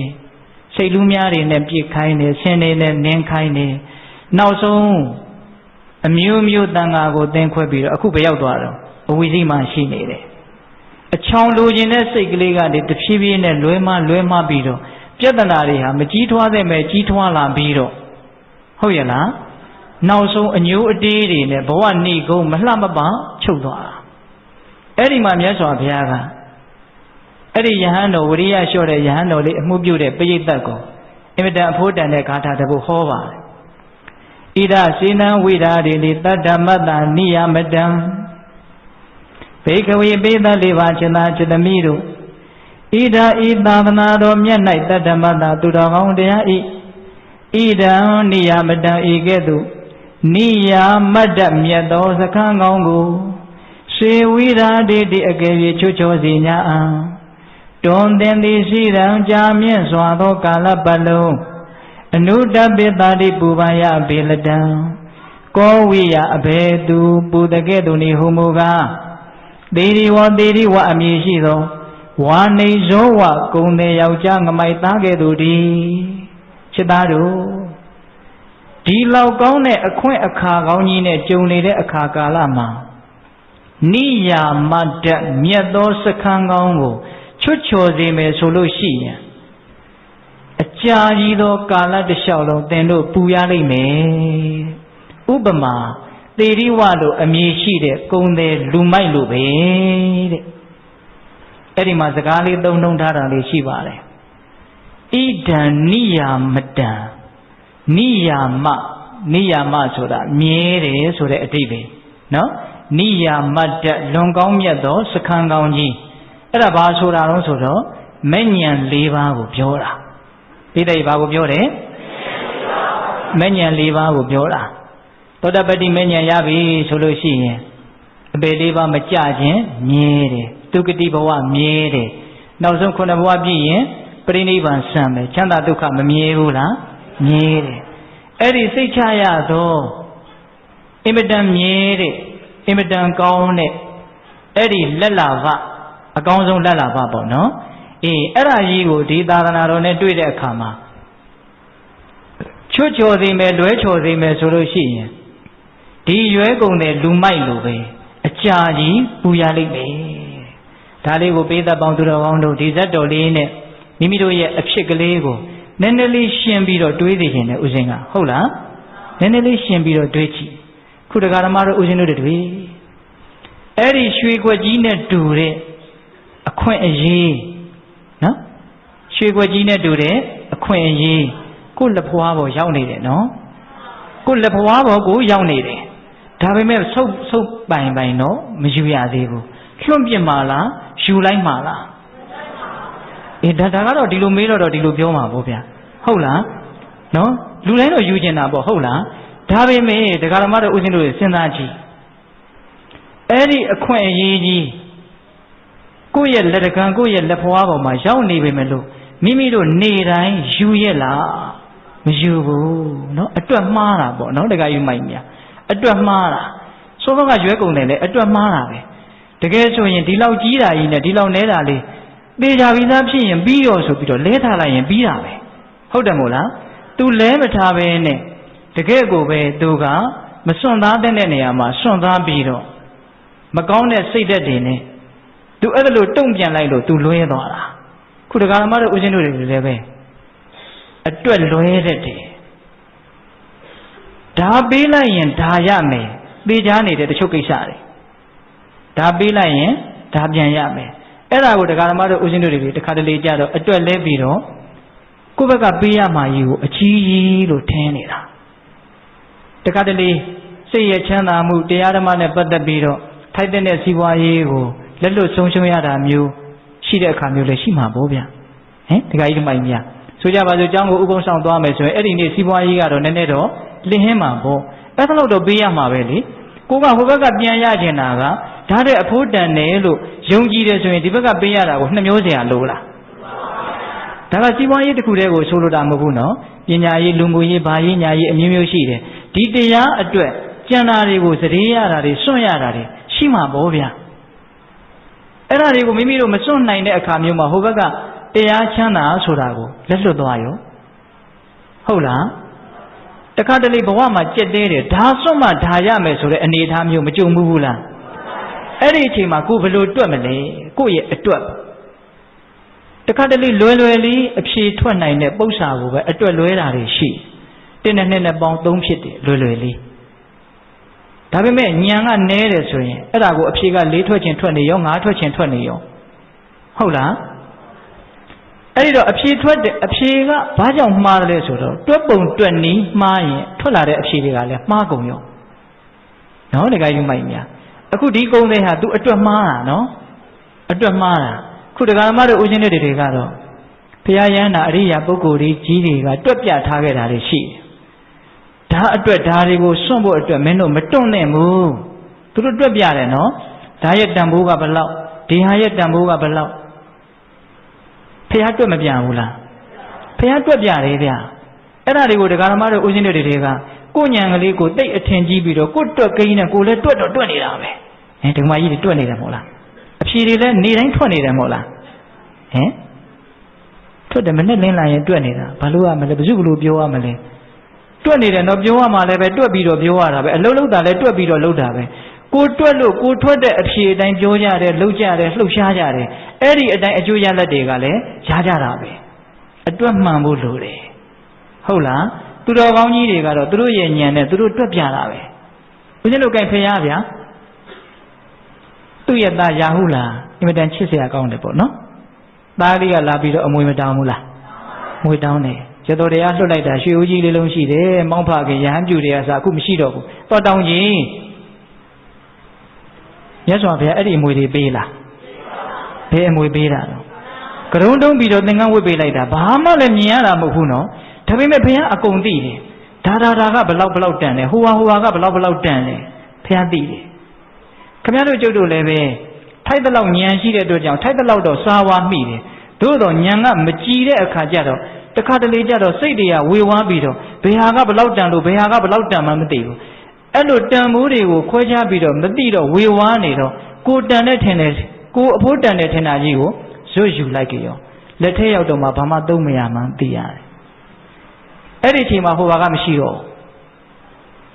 သဘောပေါက်လားအခုဒီမှာလည်းပဲသေရိဝကုံတယ်ဟာနည်းနည်းပေးလိုက်ရင်ရမယ့်ကိစ္စကိုအဲ့ဒီနည်းနည်းကို तू မစွန့်နိုင်ဘူးဘာကိစ္စမစွန့်နိုင်ရတာလဲဒါ तू ရွှေွက်ကြီးမှလည်းသိနေရင်လည်းတရားဓမ္မတို့ဦးဇင်းတွေလည်းပဲအခုမသိသေးဘူးနော်သိမယ်ဆိုတာလည်းသိကြပေါ့သိတယ်ဒီပစ္စည်းဥစ္စာတွေဒီပိုင်ဆိုင်မှုပတ်သက်မှုတွေဆိုတာဘလောက်အရေးကြီးတယ်လဲသူတို့အရေးကြီးလားတဘဝပေါ့ဟုတ်လားဒီသာသနာနဲ့ပတ်သက်ပြီးတော့ရမယ်မဲ့ညံဖုန်ညံတွေအကယ်၍မြင်ရခဲ့မယ်ဆိုရင်တသံတရားလုံးသာစိတ်ချရမှာရွှေွက်ကြီးလို့တော့သိတယ်နော်ဒကမာကြီးတွေသိတယ်မဟုတ်လားသိပေမဲ့လို့တခါတရံမှာအသိဉာဏ်တွေကဝေဝါးပြီးတော့မှုံမှားနေတဲ့အခါကျတော့ကိုတန်ဖို့မရှိပါဘူးလို့ထင်ခဲ့တဲ့အရာကိုပဲတခါတလေယူရမိသားဖြစ်နေတယ်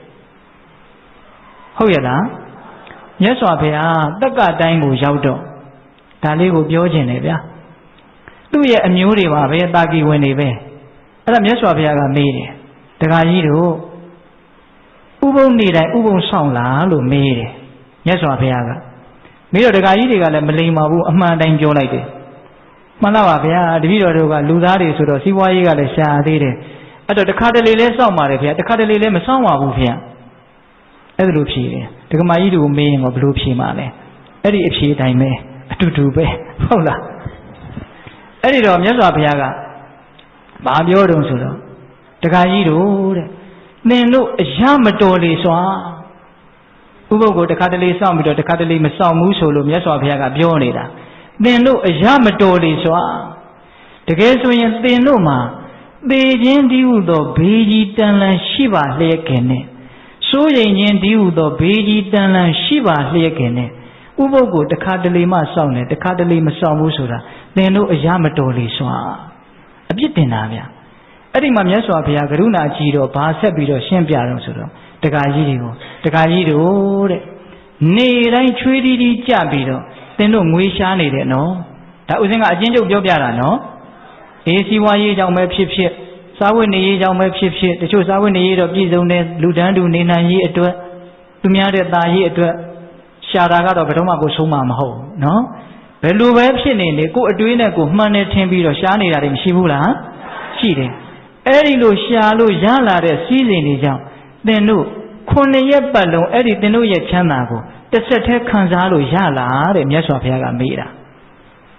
အသက်နဲ့ယဉ်ပြီးတော့ရှားရတဲ့သင်တို့ဘဝနဲ့ယဉ်ပြီးတော့မြုပ်နှံပြီးတော့ရှားရတဲ့အဲ့ဒီကာမစည်းစိမ်တွေကြောင့်9 ရက်ပတ်လုံးအဲ့ဒီစည်းစိမ်လေးရတတ်တတ်ခံစားလို့ရလာတဲ့မရ6 ရက်လည်းမရဘူး9 ရက်လည်းမရဘူး1 ရက်လည်းမရဘူးတနာရီတောင်မရဘူးအဲ့ဒီချမ်းသာကိုတနာရီဇက်တိုက်ခံစားလို့ရလားမရဘူး1 မိနစ်တောင်ဇက်တိုက်ကတော့ခံစားလို့မရဘူးတစ်ခုပြီးမှတစ်ခုပဲအဲ့ဒီမှာမြတ်စွာဘုရားကဘာပြောလို့ဆိုတော့ငါဘုရားသာသနာတော်မှာငါရှာလို့တွေ့ထားတဲ့တရားဓုငါပြောတဲ့နီလန်းအတိုင်းသင်တို့လုပ်မယ်ဆိုရင်အဲ့လောက်ကြီးလည်းပင်ပန်းเสียမလိုဘူးတဲ့ဒါပေမဲ့တကယ်ရလာပြီဆိုရင်9 ရက်တိတိကြားထဲမှာအရက်အနားမရှိဘဲနဲ့ငါရှာလို့တွေ့ထားတဲ့ချမ်းသာသင်တို့တကယ်လုပ်မယ်ဆိုလို့ရှိရင်9 ရက်တိတိဇက်တိုက်ခံစားလို့ရတယ်တဲ့ကြီးညိုစရာကောင်းတယ်မြတ်စွာဘုရားကိုချမ်းသာ2 ခုကိုဘာလို့ပြတယ်ရှင်းပြတာ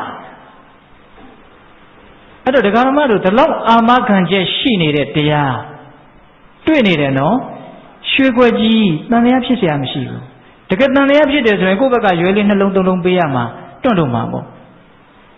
အဲ့ဒါမပေးနိုင်ဘူးဆိုရင်တော့ဒီရွှေခွက်ပေါ်မှာတန်တရားဖြစ်နေတာသိကြတယ်တချို့မြတ်စွာဘုရားသူ့တရားကိုဘယ်လိုကြီးညာချက်နဲ့ပြောတော့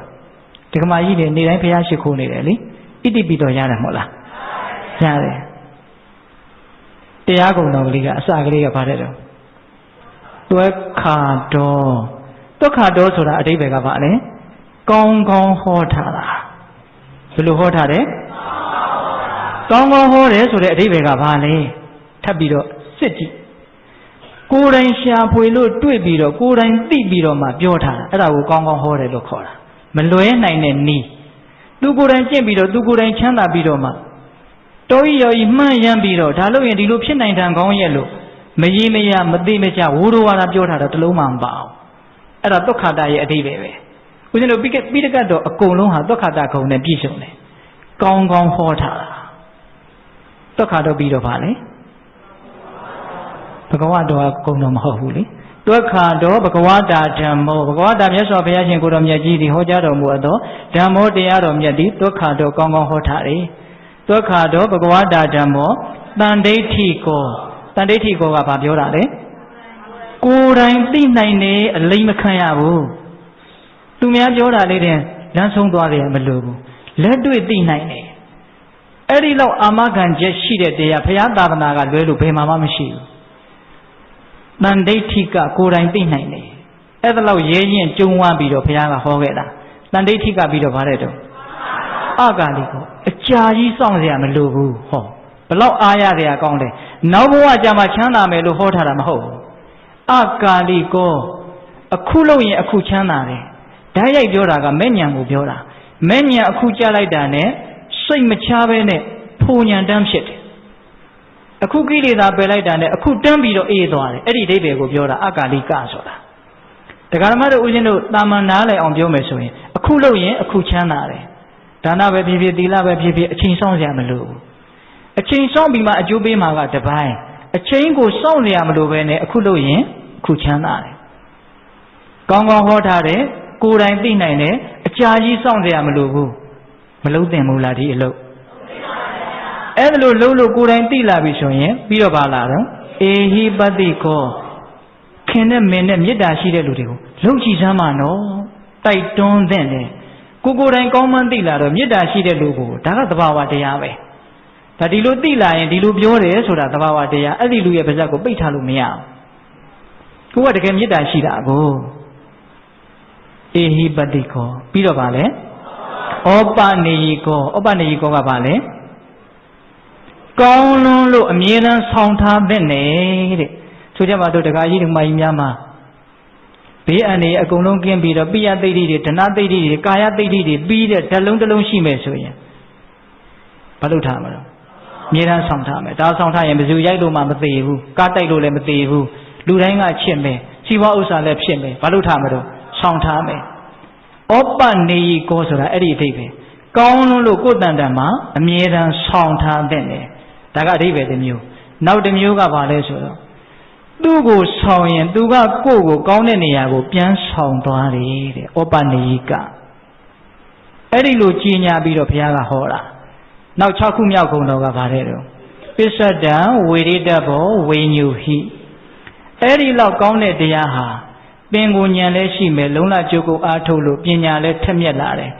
ဉာဏ်ရှိတဲ့ပုဂ္ဂိုလ်ဒီသာလင်အသီးသီးသိနိုင်ခံစားနိုင်တဲ့တရားဒီနည်းအားဖြင့်တော့ဉာဏ်ရှိမှခံစားလို့ရတဲ့တရားနော်တခါယူမိုက်များဒါကြောင့်အဲ့ဒါလောက်စစ်မှန်တဲ့တရားဒီရွှေခွက်ကြီးကိုဟန်လုတ်ပြီးတော့မူလကြီးလုတ်ပြီးတော့နောက်တစ်ခေါက်လာပြီးတော့မှလဲမယ်ဆိုရင်မသေးကြတော့ဘူးဒီကမာကြီးတွေနော်ဒါကြောင့်အခွင့်ကောင်းအခါကောင်းကိုမိမိတို့လက်ပေါ်မှာကျုံနေတယ်ကိုယ့်ရှေ့မှာကျုံနေတယ်ဒါကိုပိုင်နိုင်ယူလိုက်ဖို့အရေးမကြီးဘူးလားအရေးကြီးတယ်တကယ်လို့မြန်ခုနတုန်းကသေရီဝကုံတယ်လို့အဲ့ဒီရွှေကကြီးလွဲသွားမယ်ဆိုရင်တော့ဒကာဓမ္မတို့ဦးဇင်းတို့တွေပူရမှသေကြတယ်ပူရမှသေကြတယ်ခုတချို့သေဂာနိကာလရောက်ပြီဆိုတော့သေကြသွားပြီဘာလဲဆိုတော့ငါဘာမှဟောဟာမေမေရမရလိုက်ဘူးလို့သူသေကြသွားပြီဒကမာကြီးတွေမြေကမ်းသားရောက်သွားပါသွားပြီရွှေခွက်ပါသွားပြီငါမရတော့ဘူးအိမ်ဒီမရဘူးနော်အဲ့ဒါလိုပဲတချို့သေဂာနိပုဂ္ဂိုလ်တွေငါဒါနရောင်တီလရောင်နဲ့ဟောတခါကြီးတို့မှပြန်နော်တကယ်ငါရဲ့အားကိုးရအစစ်အမှန်စိတ်ချရတဲ့အဆင့်ကိုလုံးနိုင်စွမ်းရှိပါလှဲ့ကဲနဲ့ငါမလုပ်ခဲ့ဘူးငါစားကောင်းတောက်ကောင်းရုံလောက်လုပ်ခဲ့တာအဲ့ဒီမှာ तू လုံးနိုင်ခွင့်တွေကို तू ဖြုံးတီးခဲ့တာကိုတွေးပြီးတော့ तू ဝမ်းနေလိမ့်မယ်ပူလိမ့်မယ်ဒါပေမဲ့ဘာမှလည်းကျင်လို့မရတော့ဘူးခုနတုန်းကရွဲကုန်တဲ့ရဲ့ခံစားမှုမျိုးနဲ့ထူးမခြားနာခံစားချက်အဲ့ဒီအချိန်မှာရောက်လာလိမ့်မယ်ဒါလူ100မှာ99ယောက်ဒါနည်းပါသေးတယ်ဗျာလူ1000မှာ1ယောက်ဒီခံစားချက်လွတ်ဖို့ခရင်ပါလိမ့်မယ်အများစုသည်ဒီကနေ့အခါကာလမှာအဲ့ဒါလိုနောင်တတွေနဲ့နေကြရတာသိကြရတာများတယ်နောက်ညံလေးနဲ့စီစစ်ပြီးတော့ငါနောင်တရနေလို့လည်းအလကားပဲဖရာတရားလေးအာယုံပြုပြီးတော့သိမယ်ဆိုပြီးတော့ပြင်းသွားတာကတော့တမျိုးလေသိတော့မယ်ဆိုတာကိုသိတာနဲ့တပြိုင်နက်တည်းကိုအားမရတဲ့မကျေနပ်တဲ့စိတ်တွေလုံးနိုင်ခွင့်ရှိလျက်ကနဲ့ငါမလုပ်ခဲ့ဘူးလုံးနိုင်တဲ့လောက်ငါမလုပ်ခဲ့ဘူးငါလုံးချင်တဲ့လောက်ကလေးပဲလုပ်ခဲ့တာကိုဒါကတော့အတော်အတန်လုပ်တဲ့လူလောက်ကိုဒီနောင်တကလာနိုင်တယ်နော်မိုက်မဲနေခဲ့တယ်ဆိုရင်ကတော့ပြောမနေနဲ့တော့ဟုတ်လားဒကမကြီးများဒါကြောင့်ရွဲကုန်တဲ့ရဲ့ခံစားချက်မျိုးဆိုတာလူ100မှာ99ယောက်လောက်ခံစားကြရတာပါဟုတ်လားဘာဖြစ်လို့လဲဆိုတော့ရတဲ့ရလိုက်တာကိုရအောင်လုံးမမသွားပဲကိုဗျဟုတ်လားအပေါ်ယံလောက်နဲ့နေထိုင်ပြောဆိုပြီးတော့အချိန်ကုန်ကြတာများတယ်ဟုတ်လားဒါကြောင့်အခွင့်ကောင်းအခါကောင်းကြီးတွေ့နေပါတယ်တရားဓမ္မတို့ဦးဇင်းတို့တွေဟုတ်ရလားအဲ့ဒါကိုအသုံးမချဘူးဆိုရင်တော့လွဲလိမ့်မယ်လွဲပြီဆိုရင်တော့ပူရပြီခုနတုန်းကရွှေခွက်နဲ့လွဲတော့မပူရဘူးလားပူရတယ်တရားဓမ္မတို့ဦးဇင်းတို့တွေအခုမပူရသေးဘူးဆိုတာကဘယ်တော့ကြာရင်တော့ငါလုံးလိုက်အောင်မယ်ဆိုတဲ့စိတ်ကူးလေးကရှိနေသေးတယ်လေအမြင်ကလေးကမပြတ်သေးဘူးဒီရွှေခွက်ကြီးကရာအောင်မှနဲ့တူတယ်ဟောစောစောကရွဲကုန်တယ်ရွာထဲမှာတော့ကတော့ရွဲတွေပါတွေပြည့်ုံတော့ပဲရှိသေးတာနှလုံးမကွဲသေးဘူးကန်းဆက်လည်းရောက်ပြီးမရတော့ဘူးဆိုတာလည်းသိကြပြီဆိုတော့မှနှလုံးကဘာဖြစ်သွားတော့ကွဲသွားတာခုတက္ကရာမတို့ဦးဇင်းတို့တွေလည်းပဲယောဂါတွေနှိမ့်ဆက်ပြီးဟောမလုံးနိုင်တော့ဘူးငါကတော့ဒီတိုင်းသွားတော့မှနဲ့တူတယ်ဆိုတဲ့အတွေးမျိုးတွေးရမယ်အချိန်ရောက်လာတဲ့နဲ့တပြိုင်နက်တည်းနောင်တတွေရလိမ့်မယ်အဲ့ဒါလို့အခြေအနေတွေမဆိုးသေးခင်မှာတရားဓမ္မတို့ဦးဇင်းတို့တွေလေးလေးနက်နက်တွေးပြီးတော့အခွင့်ကောင်းကိုထိထိရောက်ရောက်အသုံးချနိုင်ဖို့မလိုဘူးလားလိုတယ်မြတ်စွာဘုရားကတော့ကရုဏာကြီးစွာဖြင့်ဒီမှာပြောထားတယ်နော်အခွင့်ကောင်းကိုဆုံးရှုံးခံမဲ့ချွတ်ချော်သွားစေမဲ့ဆိုရင်တော့ဒီရွဲကုန်တဲ့လူမိုက်လို့ပူရလိမ့်မယ်လို့ဥပမာနှိုင်းပြီးတော့ပေးတာတရားဓမ္မတို့ဦးဇင်းတို့ကိုဓာတ်ရိုက်ပြောတာဗျာနော်တရားဓမ္မတို့ဦးဇင်းတို့တွေကအဲ့ဒီရွဲကုန်တဲ့ဇက်ကိုကြားရပြီးဖတ်မိပြီဆိုလို့ရှိရင်ကိုကမိုက်တဲ့ရွဲကုန်တဲ့နေရာမှာနေကိုမနေဘူးဒကမကြီးတွေဘယ်နေရာနေတာတော့ ကျွဲရသွားတဲ့ဘက်ကနေတာတကယ်ကဘယ်ဘက်ကဖြစ်နေတော့မိုက်တဲ့ကုံတဲ့ဘက်ကဖြစ်နေတာဗျခက်တီတီနဲ့မေပြစ်ချထားတဲ့ရွှေခွက်ကိုနောက်တစ်ခေါက်မှဟုတ်လားအဲ့ဒါဟုတ်လားကိုအတွေးလေးတွေကိုကိုနည်းနည်းလေးနည်းနည်းလေးဖြစ်အောင်ပြင်ဖို့ဦးဇင်းတို့အတွေးစားလေးတွေတွေးဖို့ပြောပြတာဟုတ်လားဒါကြောင့်ဦးဇင်းတရားပြောတာဘယ်နှပိုင်းလဲ3ပိုင်းရှိသွားပြီအခွင့်အခါကောင်းကိုလုံးလဝရိယမရှိရင်တော့လွယ်တတ်တယ်လွဲရင်တော့ပူရတတ်တယ်အခွင့်အခါကောင်းဆိုတာဘာလဲမပြောခဲ့ဘူးလားပြောခဲ့တယ်ရပ်ပြစ်7ပါးလွတ်နေတဲ့ဗုဒ္ဓပါရနဝမခဏဒီအခြေအနေလေးနော်ဉာဏ်လည်းကောင်းနေတယ်စိတ်လည်းကောင်းနေတယ်အခြေအနေလေးလည်းကောင်းနေတယ်ကျမ်းမာရေးလည်းကောင်းနေတယ်ကိုယ့်ဘက်ကလည်းအကုန်ကောင်းတယ်ပြင်ဘက်ကအခြေအနေတွေကလည်းကောင်းနေတယ်ဟုတ်လားအဲ့ဒါကိုကတန်ဖိုးထားတာတွေလွဲပြီးတော့လုံးလပြုတာတွေလွဲနေမယ်ဆိုရင်တန်ဖိုးရှိတာတွေနဲ့လွဲသွားလိမ့်မယ်ခုနတုန်းကယဟန်ပြင်းလို့ပေါ့နော်ပြီးမှအရေးရဲ့အကြောင်းကျွန်မအခုရခြင်းမအခုထလို့တော့ပေါင်ကျိုးလို့ကျိုးမျက်လုံးကန်းလို့ကန်းဟန်မရဘူးနော်လုံလဝရိယမရှိရင်လွဲလိမ့်မယ်လွဲရင်ကတော့သေချာပေါင်းပူရလိမ့်မယ်ကိုရတဲ့ရတိုက်တာကြီးလွဲသွားတာမပူပဲနေပါမလားစောတော်တဲ့ကစမတွေ့ခဲ့ဘူးဆိုရင်ပူစရာမရှိဘူးအခုတွေ့ပြီးမှလွဲရမယ်ကိစ္စနော်ဒါကြောင့်တရားဓမ္မတို့အဲ့ဒါတရားရဲ့တတိယပိုင်းဟုတ်ရဲ့လားတရားကောင်းစဉ်ကတော့ယဟန်မြင်းနဲ့ရွဲကုန်တယ်လို့ဦးဇင်ကပေးလိုက်တာပဲစိတ်ထဲပေါ်လာတာပေးလိုက်တာပဲဟုတ်လားဒါကြောင့်ပေးသက်ပေါင်းသူတော်ကောင်းတို့ခုဦးဇင်တရားဟောတာတဏှာကြီးတောင်ခွဲတော့မယ်နော်စဉ်းစားစရာလေးတွေတွေးစရာလေးကိုဦးစားပေးပြီးတော့ပြောလိုက်ပါတယ်ဟုတ်လားအခွင့်ကောင်းအခါကောင်းကံကောင်းမှုကြီးနဲ့တွေ့နေပါတယ်လုံလဝရိယကိုမှန်ကန်တဲ့နေရာမှာထုတ်ပြီးတော့အခွင့်အခါကောင်းနဲ့မလွဲအောင်ကြိုးစားနိုင်ကြပါစေမလွဲဘူးရပြီဆိုရင်တော့အေးချမ်းချမ်းနေရပါလိမ့်မယ်ဒါလေးကိုရည်ရွယ်ပြီးတော့ဒီကနေ့ညဒီတရားကိုပိဋကပေါင်းသူတော်ကောင်းတို့ကိုဦးဇင်းတို့ပြောပါတယ်ဟုတ်လားဒါကြောင့်တရားထိုင်ပြီးတော့ဦးဇင်းတို့ရဲ့တရားပွဲကိုအဆုံးသတ်ရအောင်နော်ပြီးရင်မေတ္တာပို့ပြီးတော့နော်အခုတော့9မိနစ်လောက်မလုပ်ကြရမလဲတရားထိုင်ကြရမယ်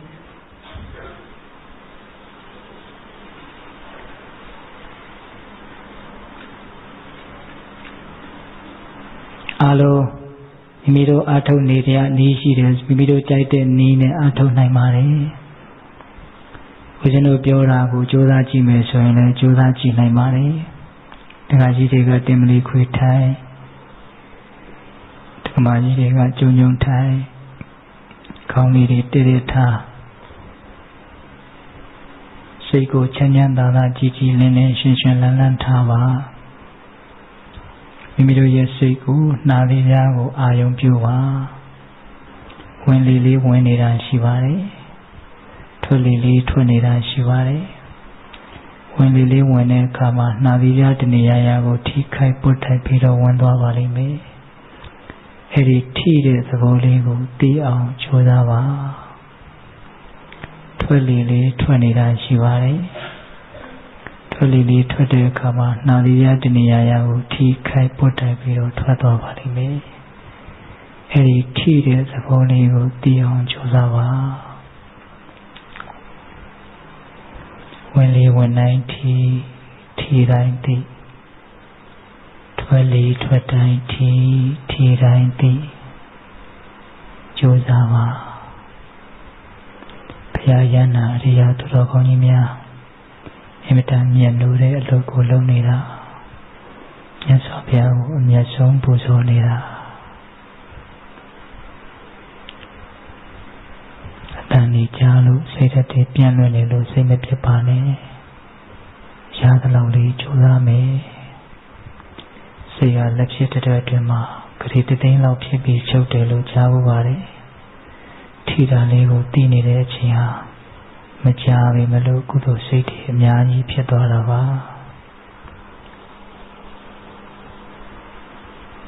ဝင်လေဝင်တိုင်းထီတိုင်းသိထွက်လေထွက်တိုင်းထီတိုင်းသိထီတာကိုသိနေတဲ့အချိန်မှာလောဘဒေါသမောဟတွေဖြစ်ခွင့်မရလို့မဖြစ်ပါဘူး လောဘဒေါသမောဟတွေမဖြစ်တဲ့အတွက်ကြောင့်ထီတာလေးကိုသိနေတဲ့အချိန်မှာမြင်မြတ်စင်ကြယ်တယ်လို့ဆိုရပါတယ်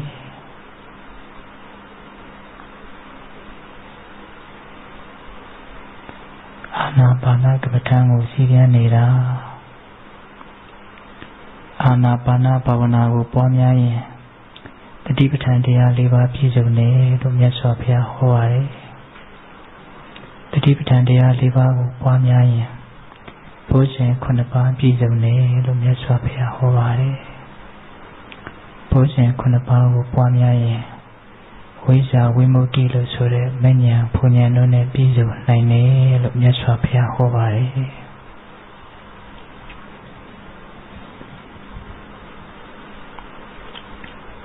ဒါကြောင့်မဉ္ဇဉ်ဘုံဉဏ်ကိုရနိုင်တယ်အမြဲတမ်းမြင့်မြတ်တဲ့အလုပ်ကိုလုပ်နေတာ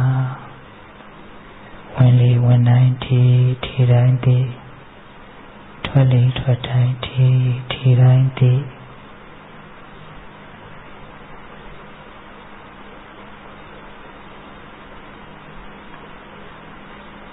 ပိဋကတ်သုံးပုံကိုအနှစ်ချုပ်ရင်ဘောဓိပက္ခိယတရား39ပါးရတယ်လို့ဆိုပါတယ်ဘောဓိပက္ခိယတရား39ပါးကိုအနှစ်ချုပ်ရင်မဂ်ခင်10ပါးရတယ်လို့ဆိုပါတယ်မဂ်ခင်10ပါးကိုအနှစ်ချုပ်ရင်သီလသမာဓိပညာသိက္ခာ3ပါးရတယ်လို့ဆိုပါတယ်သိက္ခာ3ပါးကိုအနှစ်ချုပ်ရင်အပမာဒဆိုတဲ့တတိတရားတစ်ခုရတယ်လို့ဆိုပါတယ်ဒါကြောင့်ထီလာကိုသိနေတဲ့အချိန်မှာအပမာဒဆိုတဲ့သမိမလျော့ခြင်းတရားဖြစ်နေတာဝင်လေဝင်တိုင်းထီတိုင်းတည်ထွက်လေထွက်တိုင်းထီတိုင်းတည်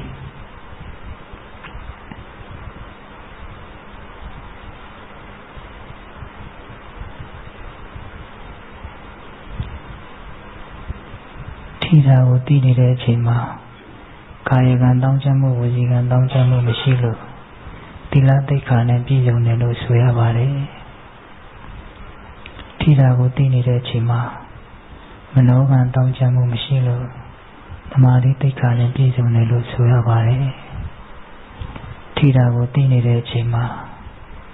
အမှန်တရားကိုသိနေတဲ့အတွက်ကြောင့်ပညာသိက္ခာနဲ့ပြည့်စုံတယ်လို့လည်းဆိုရပါတယ်ဒါကြောင့်ထီတာကိုသိတိုင်းသီလသမာဓိပညာသိက္ခာ3ရပ်အချင်းမြတ်ကိုကျင့်သုံးနေတာ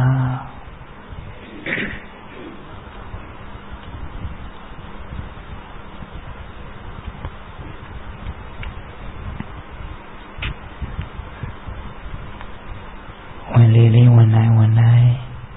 ထီဆိုပြီးတော့ထီတဲ့သဘောလေးတွေဆင်ဆက်မပြတ်ဖြစ်ပေါ်သွားတာအဲဒီထီတဲ့သဘောလေးတွေကိုအသေးစိတ်သိအောင်ကြိုးစားပါထွက်လေလေးထွက်တော့လေထီတဲ့သဘောလေးတွေဆင်ဆက်မပြတ်ဖြစ်ပေါ်သွားတယ်အဲဒီထီတဲ့သဘောကိုသိအောင်အသေးစိတ်သိအောင်ကြိုးစားပါ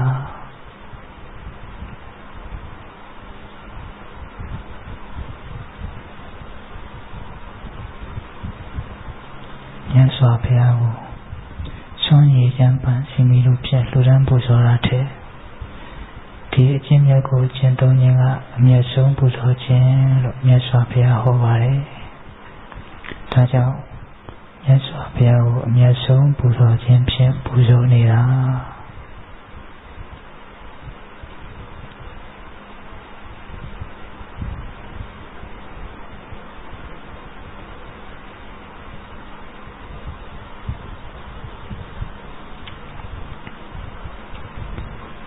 ဝင်လေဝင်တိုင်းထီတိုင်းတည်ထွက်လေထွက်တိုင်းထီတိုင်းတည်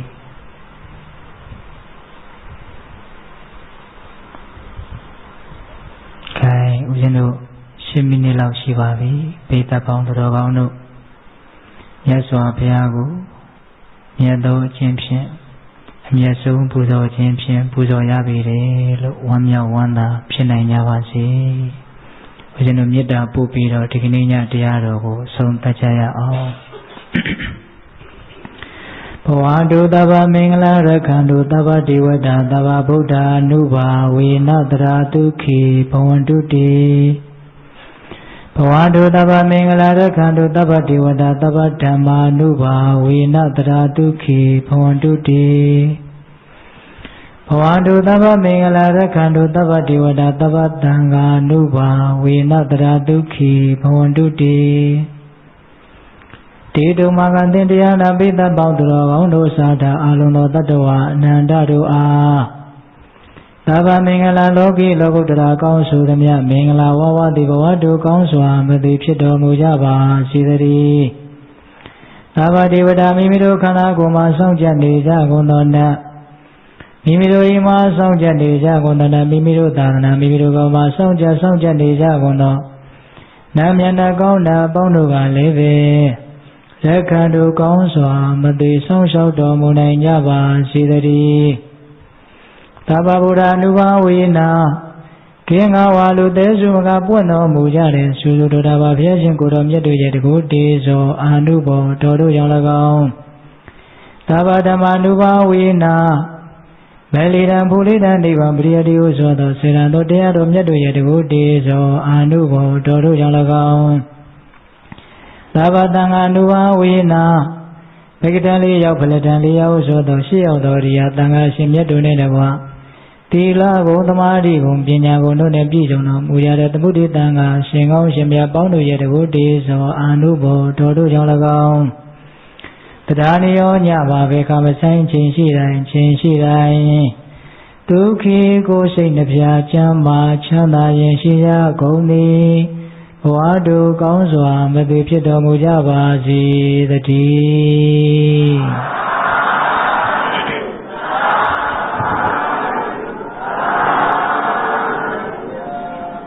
းညာလိုက်ပြီးတော့ဆိုကြရအောင်အားလုံးရှေ့သက်ခွက်ကိုင်ထားကြတခါကြီးတို့ရှေ့သက်ခွက်ကိုင်ကြအားလုံးညီညာလိုက်ပြီးတော့ဆိုကြမယ်အရှင်ဘုရားဘုရားတပည့်တော်တို့သည်ယနေ့ယခုဓမ္မဒါနဓမ္မပူဇာဓမ္မတဝနာဓမ္မဒေသနာတရားအလှူပေးလှူကြရာဒီချိန်ခါ၌ထူရန်ရသောဌာနကုသိုလ်ဆောက်တည်ကြရသော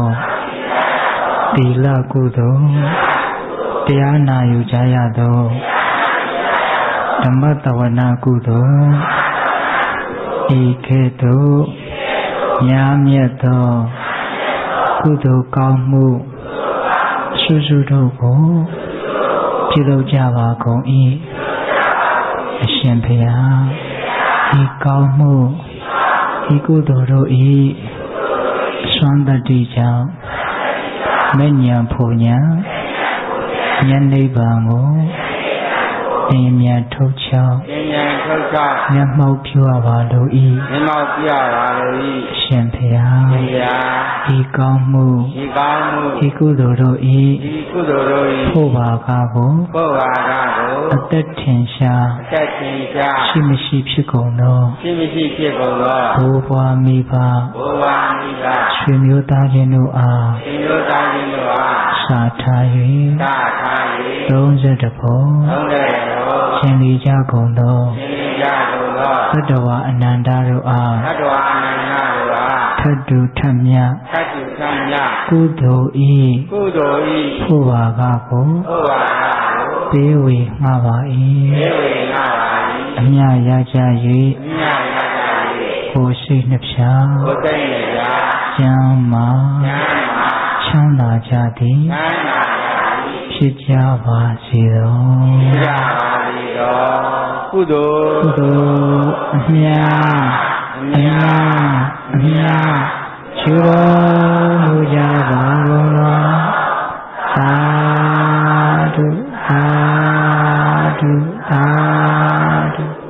ကုသိုလ်အမြ